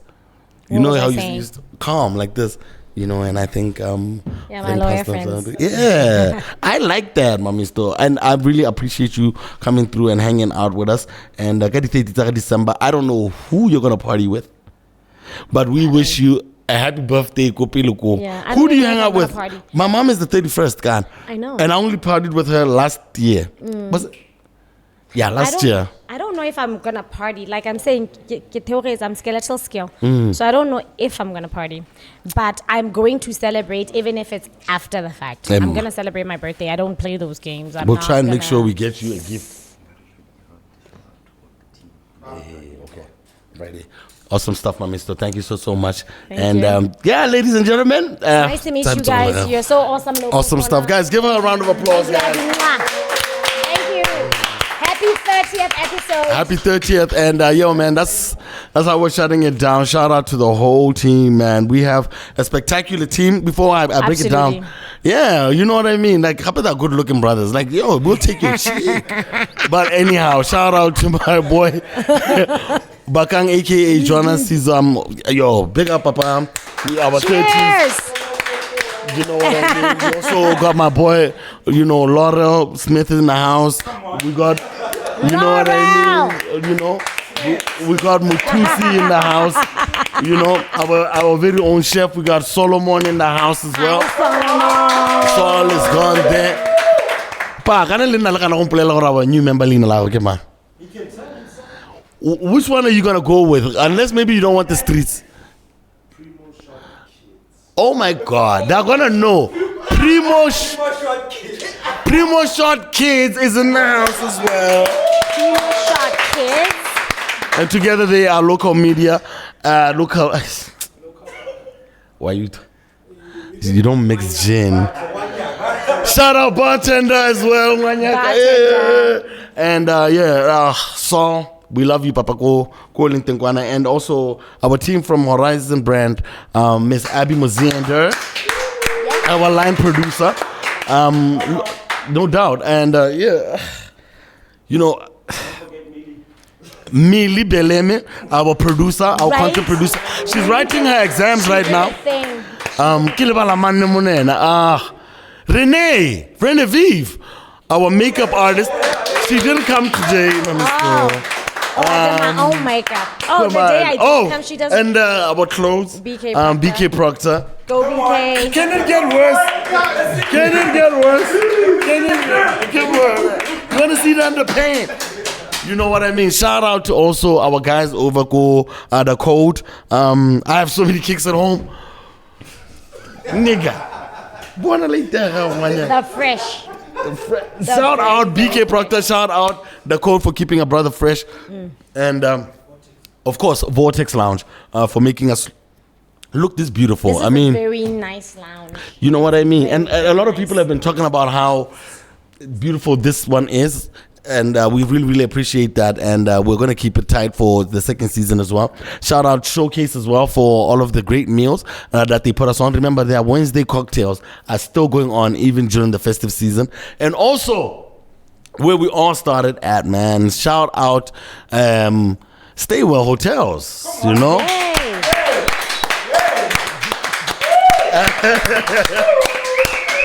Yo. Yeah. It was good while it lasted, huh? Y'all niggas could have said something. But shout out Brian and Rakudu. We love you so much and the whole family. You guys didn't have to bet on us, but we did a chunk of our shows on it. And it was nothing but niceness. The staff, we wouldn't be here today if it wasn't for Stay Well Hotels. But so for real, we really appreciate it. But y'all got to talk about your HR department. Who's hiring?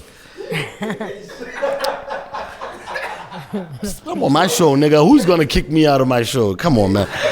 We out of here, guys. We're going to say, okay, no, listen. Knock on wood. Hey. That's talking that shit. Guys. Actually, I want to know from everybody in the crew. Actually, I want to know from the crew members. What is your subtle flex? Because you're you're gifted, camera work, you know the rest of the stuff. What is your subtle, when you want to flex, but you keep it subtle, what do you do or say? What is that for you? What is a subtle flex for you? Not even the light flexing, now. Jewel and I watching one yana. Jewel, you saw Jewel's watch on the pictures.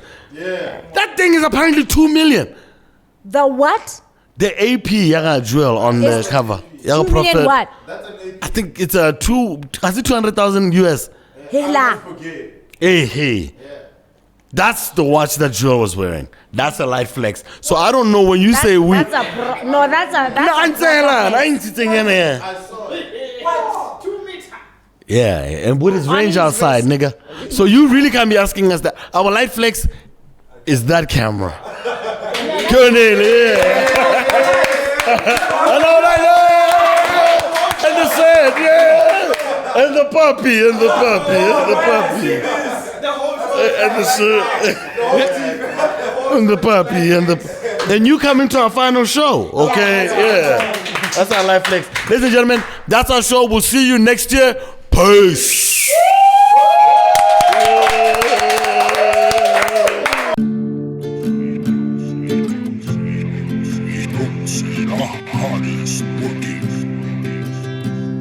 What's up, y'all? Here we are. We're at the end of season 1, guys, and it's unbelievable. Big up yourselves. And this part of the show is where we actually appreciate you guys for all of that, what you do for us, all of that you do for us. Imagine, shout out Bartender for messing with my tongue. You can always support Bartender, man. They're downstairs at Molapo Crossing, right on top of Vortex Lounge. You can buy all of your drinks. You know what you buy at all of those fancy, not fancy, but the ones that we usually buy drinks from. Bartender actually has like a range of different bottles of everything, man, for really, really reasonable prices. So just go there. You look like me.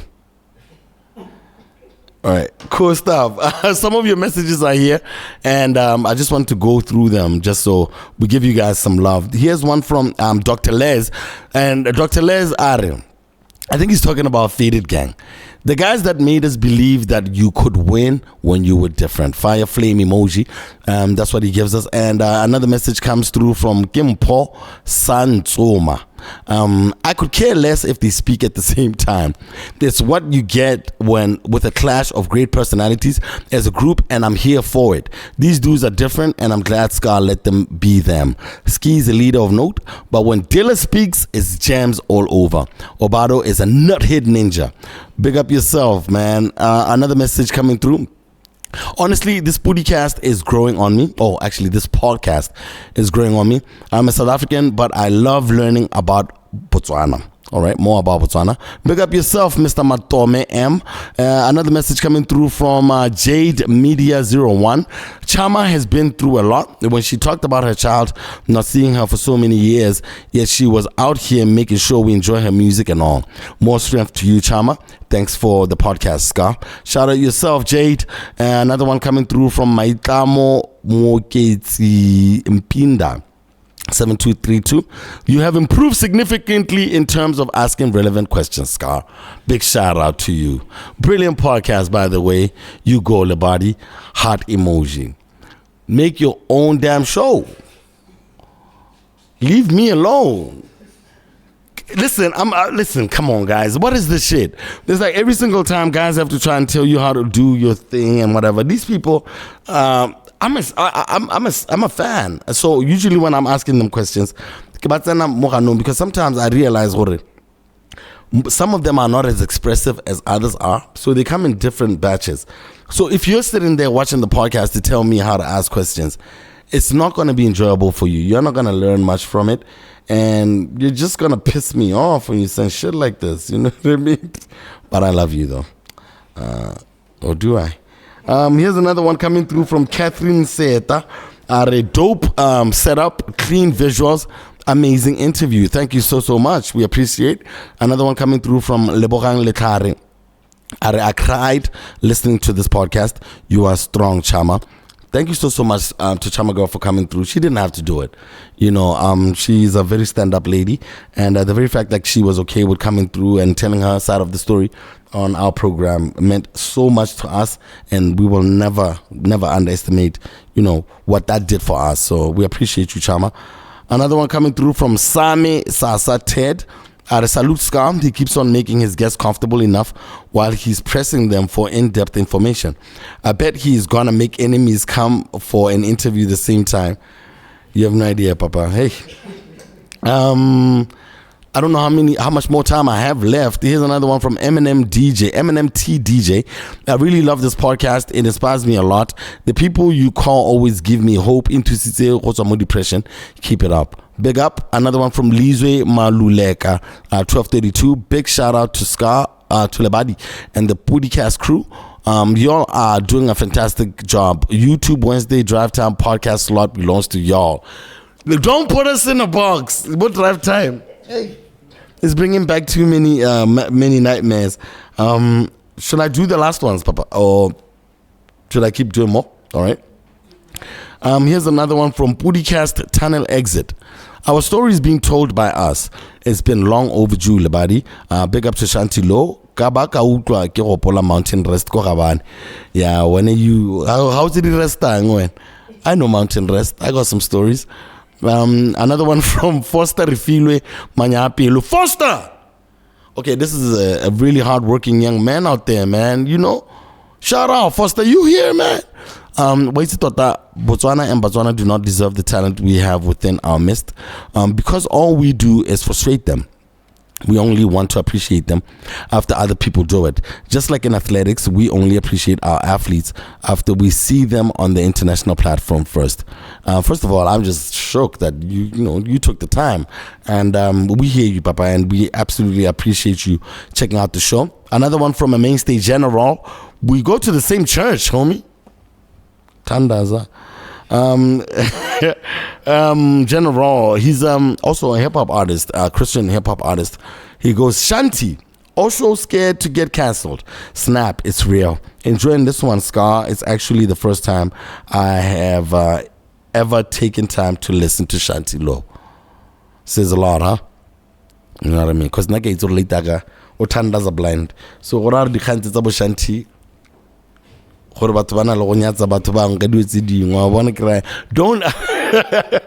our last few messages, one from Official Tiamo. Next time when you have a group, please make sure Rababui Botle at once. This mess up even the sound quality. We are trying so hard to pick what they are saying, but at the end it's all love. You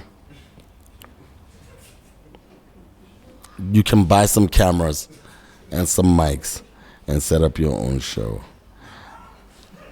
That's really what it is. You know what I mean? And it's not like I'm being rude or anything. It's like you can actually make your own show. If you don't get what you want from this show, make your own show. No one really stops you from doing that. We did it, so can you. We're getting exactly what we want from it. So I appreciate, because everyone is going to say critical advice. Nah, I don't play that shit, man. Do you, all right? We're doing our show, all right? And we love everyone here, and we love y'all, all right? But this is ours, okay? Our last message coming through from Tepo Meti 6607. Scar, please desist. Oh, God, another one. Please desist from interrupting the interview while answering. She kept on saying, and the other one is, then you interjected twice, getting rid of the answer. What I'm going to do is, you should send me a message on my inbox, and then I'll send you the guest's number. And then you set up an interview, and then you put them down for 2 hours. How about that? So, everyone, thank you. We love you. But none of you guys are going to tell me how to run my show, man. Stop. Thank you and good night. But we love you. All of everyone who supports us. I know real love when I see it, man. And I know my girl is trying to make me stop. But like, I love you guys, and we're done. And Merry Christmas and Happy New Year, man. We absolutely love you guys. Shout out. We'll see you in political season next year. Oh, it's gonna be fun. Peace.